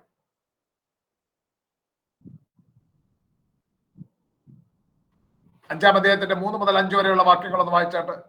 ഞാനോ ദൂരസ്ഥനെങ്കിലും ആത്മാവ് കൊണ്ട് കൂടെയുള്ളവനായി നിങ്ങളുടെ മധ്യേ ഇരിക്കുന്നവനായി തന്നെ ഈ ദുഷ്കർമ്മം ചെയ്തവനെ കുറിച്ച് നിങ്ങളും എന്റെ ആത്മാവും നമ്മുടെ കർത്താവായ യേശുവിന്റെ ശക്തിയോടെ ഒന്നിച്ചു കൂടിയിട്ട് നമ്മുടെ കർത്താവായ യേശുവിന്റെ നാമത്തിൽ അവനെ ആത്മാവ് കർത്താവായ യേശുവിന്റെ നാളെ രക്ഷിക്കപ്പെടേണ്ടതിന് ജഡസംഹാരത്തിനായി സാത്താനെ ഏൽപ്പിക്കണമെന്ന് വിധിച്ചിരിക്കുന്നു. പൗലോസ് അവരോട് പറയുകയാണ്, താൻ ശരീരം കൊണ്ട് ദൂരസ്ഥനായിരിക്കുന്നു. പൗലോസ് എവിടെ നിന്നാണ് ഇത് എഴുതുന്നത്? ഈ ലേഖനം പൗലോസ് അവർക്ക് എഴുതി അയക്കുന്നത് എവിടെ നിന്നാണ്? ദൈവം അനുഗ്രഹിക്കട്ടെ. എഫസോസിൽ പാർക്കുമ്പോൾ ഈ ആദ്യം പറഞ്ഞൊക്കെ നിങ്ങൾ ഒരു സൈഡിൽ നിന്ന് ഇങ്ങനെ മറന്നുകൊണ്ട് പുതിയ ഇത് പഠിച്ചുകൊണ്ടിരിക്കുക അല്ലേ? ഒരു സൈഡിൽ നിന്ന് മറക്കുന്നു, ഒരു സൈഡിൽ നിന്ന് പഠിക്കുന്നു. അങ്ങനെയല്ല. പഠിപ്പിച്ചത് ഓർത്തിരിക്കണം. പൗലോസ് തന്റെ 3ാമത്തെ മിഷണറി യാത്രയിൽ എഫസോസിലായിരിക്കുമ്പോൾ ക്ലോവയുടെ ഭവനക്കാർ എന്ന് പറയുന്ന ചിലർ കൊരിന്തിൽ നിന്നും പൗലോസിന്റെ അടുക്കൽ വന്ന് അവിടെയുള്ള ചില കാര്യങ്ങളെ പറ്റി പൗലോസിനോട് അറിയിക്കുകയാണ്. അപ്പൊ പൗലോസ് അവരോട് പറയുകയാണ്, ഞാൻ ശരീരം കൊണ്ട് നിങ്ങളിൽ നിന്ന് ദൂരസ്ഥനായിരിക്കുന്നു, എന്നാൽ ആത്മാവ് കൊണ്ട് കൂടെയുള്ളവൻ. അതായത് പൗലോസിന്റെ ഹൃദയത്തിൽ അവരെ കുറിച്ച് എപ്പോഴും അതിയായ സ്നേഹവും ഉത്കണ്ഠയുമുണ്ട്. ഒരു ആത്മീയ പിതാവ് എന്ന നിലയിൽ നമുക്കറിയാം, നമ്മളിൽ പലരുടെയും മാതാപിതാക്കളായ പലരും ഇവിടെയുണ്ട്. അവരുടെ കുഞ്ഞുങ്ങള് അവരെ വിട്ട് ദൂരെ ഇന്ത്യയുടെ തന്നെ പല ഭാഗങ്ങളിലായിരിക്കാം, അല്ലെങ്കിൽ ഇന്ത്യക്ക് പുറത്ത് പല ഭാഗങ്ങളിലായിരിക്കാം. എവിടെയായിരുന്നാലും എപ്പോഴും നമ്മളുടെ കുഞ്ഞുങ്ങളെ കുറിച്ച് നമുക്കൊരു വിചാരമുണ്ട്. അതുപോലെ പൗലോസ് താൻ സുവിശേഷത്താൽ ജനിപ്പിച്ച തന്റെ ആത്മീക സന്തതികൾ, അവരെ കുറിച്ച് പൗലോസിന് എപ്പോഴും വിചാരമുണ്ട്. അതുകൊണ്ടാണ് താൻ പറയുന്നത്, ശരീരം കൊണ്ട് ഞാൻ ദൂരസ്ഥനാണേലും ആത്മാവ് കൊണ്ട് നിങ്ങളോട് കൂടെയുള്ളവനായിരിക്കും. അവരെ കുറിച്ചുള്ള ആ വിചാരം പൗലോസിന് എപ്പോഴും ഉണ്ടായിരുന്നു. സകല സഭകളെ കുറിച്ചും തനിക്ക് ചിന്താഭാരമുണ്ടെന്ന് 2-ാം ലേഖനത്തിൽ പൗലോസ് പറയുന്നുണ്ട്. അപ്പൊ അവരെ കുറിച്ചെല്ലാം ഓർത്ത് പ്രാർത്ഥിക്കുന്നവനാണ് പൗലോസ്. അപ്പൊ അദ്ദേഹം പറയുകയാണ്, ഞാൻ ശരീരം കൊണ്ട് ദൂരസ്ഥനെങ്കിലും ആത്മാവ് കൊണ്ട് നിങ്ങളോട് കൂടെയുള്ളവനായിട്ട് നിങ്ങളോട് കൂടെ ആയിരിക്കുന്നു. അവരോട് പറയുകയാണ്, ഇവനെ നിങ്ങൾ വിധിക്കണം. ആ ദുഷ്കർമ്മം ചെയ്ത വ്യക്തിയെ ന്യായം വിധിക്കണം. ദൈവവചനത്തിന്റെ വ്യവസ്ഥ പ്രകാരം ദൈവാത്മാവിന്റെ ശക്തിയോടെ അവനെ ന്യായം വിധിക്കുമ്പോൾ സ്വന്തം ഇഷ്ടപ്രകാരമല്ല, ദൈവവചനത്തിന്റെ അടിസ്ഥാനത്തിൽ പരിശുദ്ധാത്മാവിന്റെ നടത്തിപ്പ് പോലെ ആ പാപം ചെയ്ത വ്യക്തിയെ പുറത്താക്കണം. എന്നിട്ട് അവിടെ പറയുന്നുണ്ട്, ആത്മാവ് കർത്താവായ യേശുവിന്റെ നാളിൽ രക്ഷിക്കപ്പെടേണ്ടതിന് ജഡസംഹാരത്തിനായി സാത്താനെ ഏൽപ്പിക്കണമെന്ന് വിധിച്ചിരിക്കുന്നു. അതുകൊണ്ട് അർത്ഥമാക്കുന്നത് ഇതാണ്, സാത്താനെ ഏൽപ്പിക്കുക എന്ന് പറഞ്ഞാൽ ദൈവജനത്തെ സംബന്ധിച്ച് നമ്മൾ മനസ്സിലാക്കേണ്ടത്, ഇയ്യോബിന്റെ ആ ഉദാഹരണം എടുത്താൽ മതി. ഇയ്യോബിന്റെ ഉദാഹരണം എടുക്കുമ്പോൾ നമുക്ക് കാണാം, ഇയ്യോബിനെ പറ്റി സാത്താൻ ചെന്നിട്ട് ദൈവത്തോട് പറയുമ്പോൾ ഇയ്യോബിന് ചുറ്റുമുള്ള ഓരോരോ വേലികൾ ദൈവം നീക്കി പൊളിച്ചു കൊടുക്കുമ്പോഴാണ് ആദ്യം അവന്റെ സമ്പത്തിനെ തൊടുവാൻ, പിന്നെ മക്കളെ തൊടുവാൻ, ഇങ്ങനെ ഓരോന്നോരോന്നായിട്ട് വേലി പൊളിച്ച് ഏറ്റവും ഒടുവിൽ അവന്റെ ശരീരത്തെ തൊടുവാൻ വരെ അനുവദിച്ചു. എന്നാൽ അവനോട് പറയുന്നുണ്ട്, പ്രാണനെ തൊടരുത്. ദൈവജനത്തെ സംബന്ധിച്ചിടത്തോളം അവർ ദൈവത്തിന്റെ ഒരു വേലിക്കെട്ടിനുള്ളിലാണ്. ദൈവസഭ എന്ന് പറയുമ്പോൾ ഒരു ശരീരമാണ്. ആ സഭയ്ക്കുള്ളിലായിരിക്കുമ്പോൾ ഒരു സംരക്ഷണ വേലിക്കുള്ളിൽ അവൻ ആയിരിക്കുകയാണ്. അവരോട് പറയുകയാണ്, ഇല്ല, അവനെ നിങ്ങൾ സഭയുടെ ആ വേലിക്കെട്ടിന് പുറത്തേക്ക് തള്ളിക്കളയുക. പിശാചിന് ഇപ്പോൾ അവനെ തൊടുവാൻ സാധിക്കാതിരിക്കുന്നത് അവൻ പ്രാർത്ഥനയുടെ സംരക്ഷണ വേലിക്കെട്ടിനുള്ളിൽ ആയിരിക്കുന്നത് കൊണ്ടാണ്. അവനെ പുറത്താക്കുക.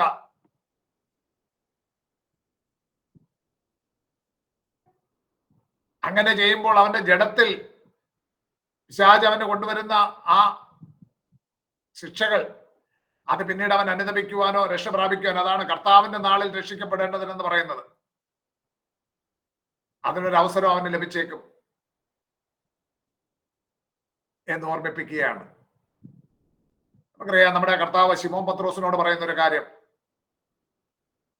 ശിമോനെ ശിമോനെ, ആ ലൂക്കോസിന്റെ സുവിശേഷം 22-ാം അധ്യായം എന്നെടുത്ത് അതിന്റെ 31-32 വാക്യങ്ങൾ. ശിമോനെ ശിമോനെ, സാത്താൻ നിങ്ങളെ കോതമ്പ് പോലെ പാറ്റേണ്ടതിന് കൽപ്പന ചോദിച്ചു. ഞാനോ നിന്റെ വിശ്വാസം പോകാതിരിക്കേണ്ടത് ഇരിപ്പാൻ നിനക്ക് വേണ്ടി അപേക്ഷിച്ചു. എന്നാൽ നീ ഒരു സമയം തിരിഞ്ഞു വന്ന ശേഷം നിന്റെ സഹോദരന്മാരെ ഉറപ്പിച്ചു കൊള്ളുക. നിങ്ങൾ കേട്ട് വരുന്നതിൽ നിന്ന് അല്പം വ്യത്യസ്തമായിട്ടാണ് ഞാൻ ആ വചനഭാഗത്തെ മനസ്സിലാക്കുന്നത്. ശ്രദ്ധയോടെ പഠിച്ചാൽ ഞാൻ പറയുന്നത് നിങ്ങൾക്ക് ഗ്രഹിക്കുവാനും സാധിക്കും. ഇവിടെ കർത്താവ് പത്രോസിനോട് പറയുന്ന കാര്യം, കർത്താവിന്റെ കൂടെ നടക്കുമ്പോഴും സാത്താൻ ഈ ശിഷ്യന്മാരെ പാറ്റിക്കളയുവാനായിട്ട് ദൈവത്തോട് അനുവാദം ചോദിക്കുകയാണ്. ആ യാഥാർത്ഥ്യം വെളിപ്പെടുത്തുകയാണ്. വെളിപ്പാട് പുസ്തകം 12-ാം അധ്യായത്തിൽ നമ്മൾ കാണുന്നുണ്ട്, നമ്മുടെ സഹോദരന്മാരെ രാപ്പകൽ ദൈവസന്നിധിയിൽ ദൂഷണം പറഞ്ഞുകൊണ്ടിരിക്കുന്ന ഒരു അപവാദിയാണ് പിശാച്. അങ്ങനെയുള്ള പിശാച് നമ്മെ പാറ്റിക്കളയുവാൻ ദൈവത്തോട് അനുവാദം ചോദിക്കുകയാണ്. ശിമോനെ ശിമോനെ, സാത്താൻ നിങ്ങളെ കോതമ്പ് പോലെ പാറ്റേണ്ടതിന് കൽപ്പന ചോദിച്ചു.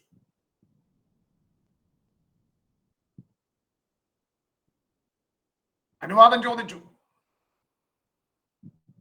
ദൈവം അനുവദിക്കാത്തിടത്തോളം നമ്മെ പാറ്റുവാൻ പോയിട്ട് നമ്മെ തൊടുവാൻ പോലും സാത്താന് കഴിയുകയില്ല. ഇവിടെ ശിഷ്യന്മാരെ പാറ്റേണ്ടതിന് കർത്താവ് അനുവാദം കൊടുത്തോ കൊടുത്തില്ലയോ? കൊടുത്തു. കൊടുത്തില്ല. കൊടുത്തു എന്നുള്ള അഭിപ്രായം തന്നെയാണ് നമ്മൾ ദൈവവചനം പഠിച്ചാൽ നമുക്ക് മനസ്സിലാക്കുവാൻ കഴിയുന്നത്.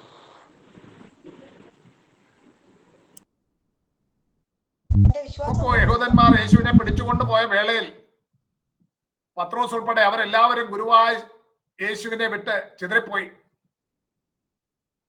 പത്രോസ് യേശുവിനെ 3 പ്രാവശ്യം തള്ളിപ്പറയുവാനും പ്രാകുവാനും ആണയിടുവാനും ഇടയായി. 22 ലൂക്കോസ് 22-ന്റെ 33-ാം വാക്യത്തിൽ പത്രോസ് പറഞ്ഞിരിക്കുന്ന ഒരു വാചകമുണ്ട്, കർത്താവെ, ഞാൻ നിന്നോടുകൂടെ തടവിലാകുവാനും മരിപ്പാനും ഒരുങ്ങിയിരിക്കുന്നു. നിന്നോടുകൂടെ തടവിലാകുവാനും മരിപ്പാനും ഒരുങ്ങിയിരിക്കുന്നുവെന്ന് പറഞ്ഞ പത്രോസ് 3 പ്രാവശ്യം തള്ളിപ്പറഞ്ഞു, രാകുവാനും ആണയിടുവാനും ഇടയായി. ശിഷ്യന്മാരെല്ലാം ചിതറി ഓടിപ്പോയി. പത്രോസ് അവിടെ തന്റെ സ്വന്തം ഇച്ഛാശക്തിയിൽ ഊറ്റം കൊണ്ടുകൊണ്ടാ പറയുന്നത്, നിന്നോടുകൂടെ തടവിലാകുവാനും മരിപ്പാനും ഒരുങ്ങിയിരിക്കുന്നു. ഇച്ഛാശക്തിയിൽ ഊറ്റം കൊണ്ടുകൊണ്ട് പറയുകയാണ്. അത് പറയുമ്പോൾ കർത്താവ് പറയുന്ന അടുത്ത വാചകം 34-ാം വാക്യം എന്താണ് പറയുന്നത്? അതിനവൻ പത്രോസേ, നീ എന്നെ അറിയുന്നില്ല എന്ന് 3 വട്ടം തള്ളിപ്പറയും മുമ്പേ ഇന്ന് കോഴി കൂകുകയില്ല എന്ന് ഞാൻ നിന്നോട് പറയുന്നു. നോക്കൂ, അവൻ തന്റെ ഇച്ഛാശക്തിയിൽ ആശ്രയിച്ചുകൊണ്ടാ പറയുന്നത്, നിന്നോടുകൂടെ മരിക്കാൻ വരെ ഞാൻ ഒരുങ്ങിയിരിക്കുകയാണ് എന്ന് പറയുമ്പോൾ കർത്താവ് പറയുകയാണ്, നീ എന്നെ അറിയുന്നില്ല എന്ന് 3 വട്ടം തള്ളിപ്പറയും മുമ്പേ ഇന്ന് കോഴി കൂകുകയില്ല എന്ന് കർത്താവ് അരുളി ചെയ്തു. സാത്താനാൽ പാറ്റപ്പെട്ടപ്പോൾ പത്രോസ് യേശുവിനെ തള്ളിപ്പറയുകയും രാകുകയും ആണയിടുകയും ചെയ്തു. എന്തുകൊണ്ട് പാറ്റുവാൻ അനുവദിച്ചു? പത്രോസ് ആശ്രയിക്കേണ്ടത് അവന്റെ ഇച്ഛാശക്തിയിലല്ല. പത്രോസ് ആശ്രയിക്കേണ്ടത് അവന്റെ സ്വന്തം കഴിവിലല്ല. പത്രോസ് ആശ്രയിക്കേണ്ടത് ദൈവം നൽകുന്ന ശക്തിയിലാണ്. അപ്പോസ്തലപ്രവൃത്തി 1:8 പറയുന്നുണ്ട്, നിങ്ങൾക്ക് ഉയരത്തിൽ നിന്ന് ശക്തി ലഭിക്കും. പത്രോസ് ആശ്രയിക്കേണ്ടത് ദൈവം നൽകുന്ന ശക്തിയിലാണ്. പത്രോസിന്റെ സ്വന്തം ഇച്ഛാശക്തിയിൽ ആശ്രയിച്ച് അവൻ പറയുകയാണ്, നിന്നോടുകൂടെ മരിപ്പാൻ വരെ ഞാൻ ഒരുങ്ങിയിരിക്കുന്നു. അപ്പോൾ കർത്താവ് പറയുകയാണ്, നീ എന്നെ 3 വട്ടം തള്ളിപ്പറയും മുൻപേ ഇന്ന് കോഴി കൂകുകയില്ല. പാറ്റേണ്ടതിന് അവനെ ഏൽപ്പിച്ചു. പാറ്റിയപ്പോൾ പത്രോസ് തിരിച്ചറിഞ്ഞ ഒരു കാര്യം, തന്റെ കഴിവ് കൊണ്ട് തനിക്കൊന്നും സാധിക്കുന്നില്ല. എന്നാൽ പാറ്റുവാൻ ഏൽപ്പിച്ചപ്പോൾ തന്നെ ഒരു കാര്യം കൂടെ അതിനോട് കൂടെ ഉണ്ടാകും. 32-ാം വാക്യത്തിൽ എന്താണ് പറഞ്ഞിരിക്കുന്നത്? 31, 32 ഒന്നുകൂടെ ഒന്ന് വായിച്ചാട്ട്. ശിമോനെ, സാത്താൻ നിങ്ങളെ ഗോതമ്പ് പോലെ പാറ്റേണ്ടതിന് കൽപ്പന ചോദിച്ചു. ഞാനോ നിന്റെ വിശ്വാസം പൊയ്പോകാതിരിപ്പാൻ നിനക്ക് വേണ്ടി അപേക്ഷിച്ചു. എന്നാൽ നീ ഒരു സമയം തിരിഞ്ഞു വന്ന ശേഷം. ഒരു മിനിറ്റ് നിർത്തിക്കാട്ടെ. ആരോട് അപേക്ഷിച്ചു എന്നാ പറയുന്നത്? ദൈവത്തോട്, പിതാവിനോട്, ദൈവത്തോട് മധ്യസ്ഥത ചെയ്തു, നിന്റെ വിശ്വാസം പോയി പോകാതിരിക്കേണ്ടതിന്. നോക്കൂ, പത്രോസിനോട് കൂടെ തന്നെ യേശുവിന്റെ ശിഷ്യനായിരുന്ന യൂദാസ്, പിതാവിനോട് അവനൊരു തിരിഞ്ഞുവരവ് സാധിച്ചില്ല. എന്നാൽ പത്രോസിനോടും ശേഷം ശിഷ്യന്മാരോടും ദൈവം കരുണ ചെയ്തിട്ട് അവരുടെ വിശ്വാസം പൊയ്പോകാതിരിപ്പാൻ അവർക്ക് വേണ്ടി മധ്യസ്ഥത ചെയ്ത ഒരു നല്ല മധ്യസ്ഥൻ അവിടെ ഉണ്ടായിരുന്നത് കൊണ്ട്. 61, 62 വാക്യങ്ങളൊന്ന് വായിച്ചേ. അതിന്റെ 61, 62 വാക്യങ്ങൾ. അപ്പോൾ കർത്താവ് തിരിഞ്ഞ് പത്രോസിനെ ഒന്ന് നോക്കി, ഇന്ന് കോഴി കൂവും മുമ്പേ നീ 3 വട്ടം എന്നെ തള്ളിപ്പറയും എന്ന് കർത്താവ് തന്നോട് പറഞ്ഞ വാക്ക് പത്രോസ് ഓർത്ത് പുറത്തിറങ്ങി അതിദുഃഖത്തോടെ കരഞ്ഞു. പത്രോസ് തള്ളിപ്പറഞ്ഞു, പക്ഷേ അവന്റെ കർത്താവ് അവനോട് പറഞ്ഞ ആ വാക്ക് അവൻ ഓർക്കുകയാണ്. കോഴി കൂകും മുമ്പ് നീ എന്നെ 3 വട്ടം തള്ളിപ്പറയുമെന്ന് പറഞ്ഞ കാര്യം ഓർക്കുമ്പോൾ അതിദുഃഖത്തോടെ കരഞ്ഞു. അതിദുഃഖത്തോടെ കരഞ്ഞു. അനുദപിക്കുവാന്, വിശ്വാസം പോയി പോകാതിരിക്കാനിടയായി. കാരണം അവന് വേണ്ടി മധ്യസ്ഥത ചെയ്യുവാൻ, പിതാവിനോട് മധ്യസ്ഥത ചെയ്തത് കൊണ്ട് അവനെ പാറ്റുവാൻ ഏൽപ്പിച്ചു കൊടുത്തു. പലപ്പോഴും നമ്മുടെ ജീവിതത്തിൽ പാറ്റുന്ന അനുഭവങ്ങൾ ദൈവം അനുവദിക്കും. എന്തിനാ? നാം നമ്മുടെ സ്വന്തം വിവേകത്തിൽ ഊന്നരുത്, നമ്മുടെ സ്വന്തം ജ്ഞാനത്തിൽ ഊന്നരുത്, സ്വന്തം കഴിവുകളിൽ ആശ്രയിക്കരുത്. നാം ആശ്രയിക്കേണ്ടത് ഉയരത്തിൽ നിന്നുള്ള ആ ദൈവത്തിന്റെ കൃപയിൽ. പൗലോസ് പറയുന്നു, ഞാൻ എന്റെ ബലഹീനതയിൽ പ്രശംസിക്കും. എന്തുകൊണ്ടാ പൗലോസ് അങ്ങനെ പറയുന്നത്? താൻ അപേക്ഷിച്ചു, ശൂലം പോയി മാറാൻ ഒക്കെ അപേക്ഷിച്ചു, എന്നിട്ടൊന്നും മാറിയില്ല. എന്റെ കൃപ നിനക്ക് മതിയെന്ന് പറഞ്ഞപ്പോൾ ക്രിസ്തുവിന്റെ ശക്തി എന്റെ മേൽ ആവസിക്കേണ്ടതിന് ഞാൻ അതിസന്തോഷത്തോടെ എന്റെ ബലഹീനതയിൽ പ്രശംസിക്കും. കർത്താവ് ആഗ്രഹിക്കുന്നത് നാം നമ്മുടെ ഉള്ളിൽ നിന്ന് നമ്മുടെ ഞാൻ എന്ന് പറയുന്ന അതിനെ ഒഴിവാക്കി അവിടെ ക്രിസ്തുവിനെ ഉറപ്പിച്ചുകൊണ്ട്, ക്രൈസ്റ്റ് സെന്റേഡ് ആയിട്ട്, ക്രിസ്തുവിന്റെ ശക്തിയിൽ ആശ്രയിച്ചുകൊണ്ട് നാം മുന്നോട്ട് പ്രവർത്തിക്കണം. അതാ ദൈവം ആഗ്രഹിക്കുന്നത്. നിന്നോടുകൂടെ ഞാൻ മരിപ്പാൻ വരെ ഒരുങ്ങിയിരിക്കുന്നുവെന്ന് സ്വന്തം ഇച്ഛാശക്തിയിൽ ഊറ്റം കൊണ്ട് പറഞ്ഞ പത്രോസിനെ ദൈവം പാറ്റുവാൻ ഏൽപ്പിച്ചു. പാറ്റിയപ്പോൾ പത്രോസ് തിരിച്ചറിഞ്ഞു, എന്റെ ഇച്ഛാശക്തി കൊണ്ട് സാധിക്കത്തില്ല. എന്നാൽ ഉയരത്തിൽ നിന്നുള്ള ശക്തി പ്രാപിച്ച പത്രോസ് ഒരൊറ്റ പ്രസംഗത്തിൽ 3000 പേര് രക്ഷയിലേക്ക് നടത്തുവാൻ ഇടയായെന്ന് മാത്രമല്ല, സഭാചരിത്രം പറയുന്നത് ഒടുവിൽ പത്രോസ് ക്രൂശിൽ തറച്ച് കൊല്ലപ്പെടുമ്പോൾ പത്രോസ് പറയുകയാണ്, എന്റെ അരിമനാഥന്റെ പാദങ്ങളെ ചുംബിച്ചുകൊണ്ട് ഞാൻ മരിക്കണം, അതുകൊണ്ട് എന്നെ തലകീഴായി ക്രൂശിക്കുക എന്ന് പറഞ്ഞ് ഒരു സ്ത്രീയുടെ, ഒരു പെൺകുട്ടിയുടെ വാക്കിന്റെ മുന്നിൽ വിറച്ചുപോയ പത്രോസ് പിൽക്കാലത്ത് ഉയരത്തിലെ ശക്തി അവന്റെ മേൽ വന്നപ്പോൾ പൗലോസ് മരണത്തെ പോലും സധൈര്യം നേരിടുന്നതായിട്ട് നമുക്ക് കാണുവാൻ സാധിക്കും. പാറ്റുവാൻ നമ്മെ ഏൽപ്പിക്കുന്നത്, പാറ്റുന്ന അനുഭവങ്ങളിൽ നമ്മളെ കടത്തിവിടുന്നുവെങ്കിൽ അപ്പോഴും നമുക്ക് വേണ്ടി മധ്യസ്ഥത ചെയ്യുന്ന ഒരുവനുണ്ട്. അവൻ മധ്യസ്ഥത ചെയ്യുന്നത് കൊണ്ടാണ് നമ്മൾ വിശ്വാസത്തിൽ നിലനിൽക്കുന്നത്. നാം കടന്നു പോകുന്ന സമാനമായ സാഹചര്യങ്ങൾ കൂടെ കടന്നുപോയവർ പലവരും ഒരു മുഴം കയറിൽ തീർന്നുവെങ്കിൽ, വിശ്വാസത്തിൽ നിലനിൽക്കുവാൻ നമുക്കിടയായെങ്കിൽ അതിന് കാരണം മറ്റൊന്നുമല്ല, നമുക്ക് വേണ്ടി മധ്യസ്ഥത ചെയ്യുന്ന ഒരു നല്ല മധ്യസ്ഥനായി നമ്മുടെ കർത്താവ് ഉള്ളത് കൊണ്ടാണ്.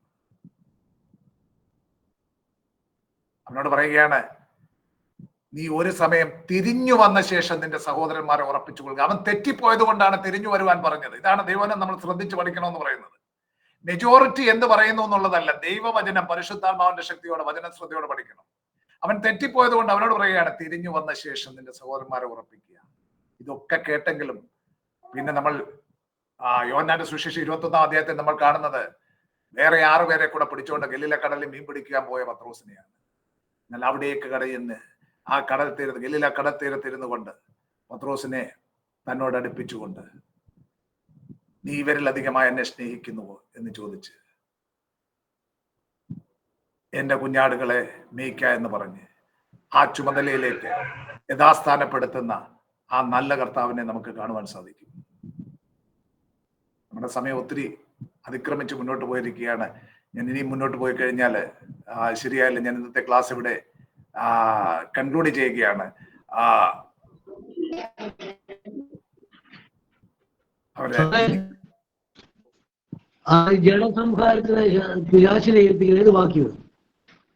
ഏത് പുസ്തകമാണ് ഞാനിപ്പോ പഠിപ്പിക്കുന്നത്? അല്ല, ഏത് പുസ്തകമാണ് ഞാൻ പഠിപ്പിക്കുന്നത്?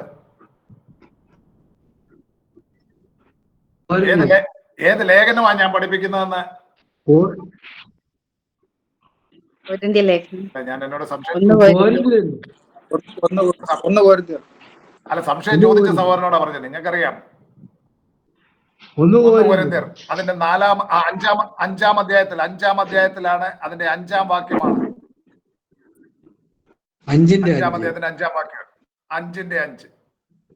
ശ്രദ്ധയോടെ കേൾക്കുക, ശ്രദ്ധയോടെ.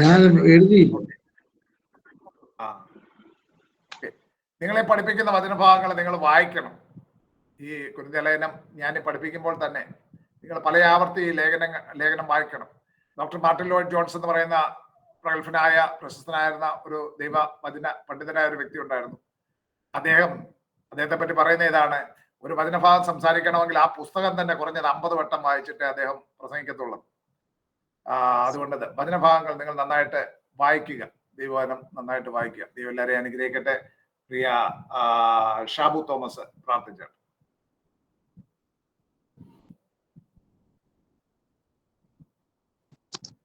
പ്രാർത്ഥിക്കാം.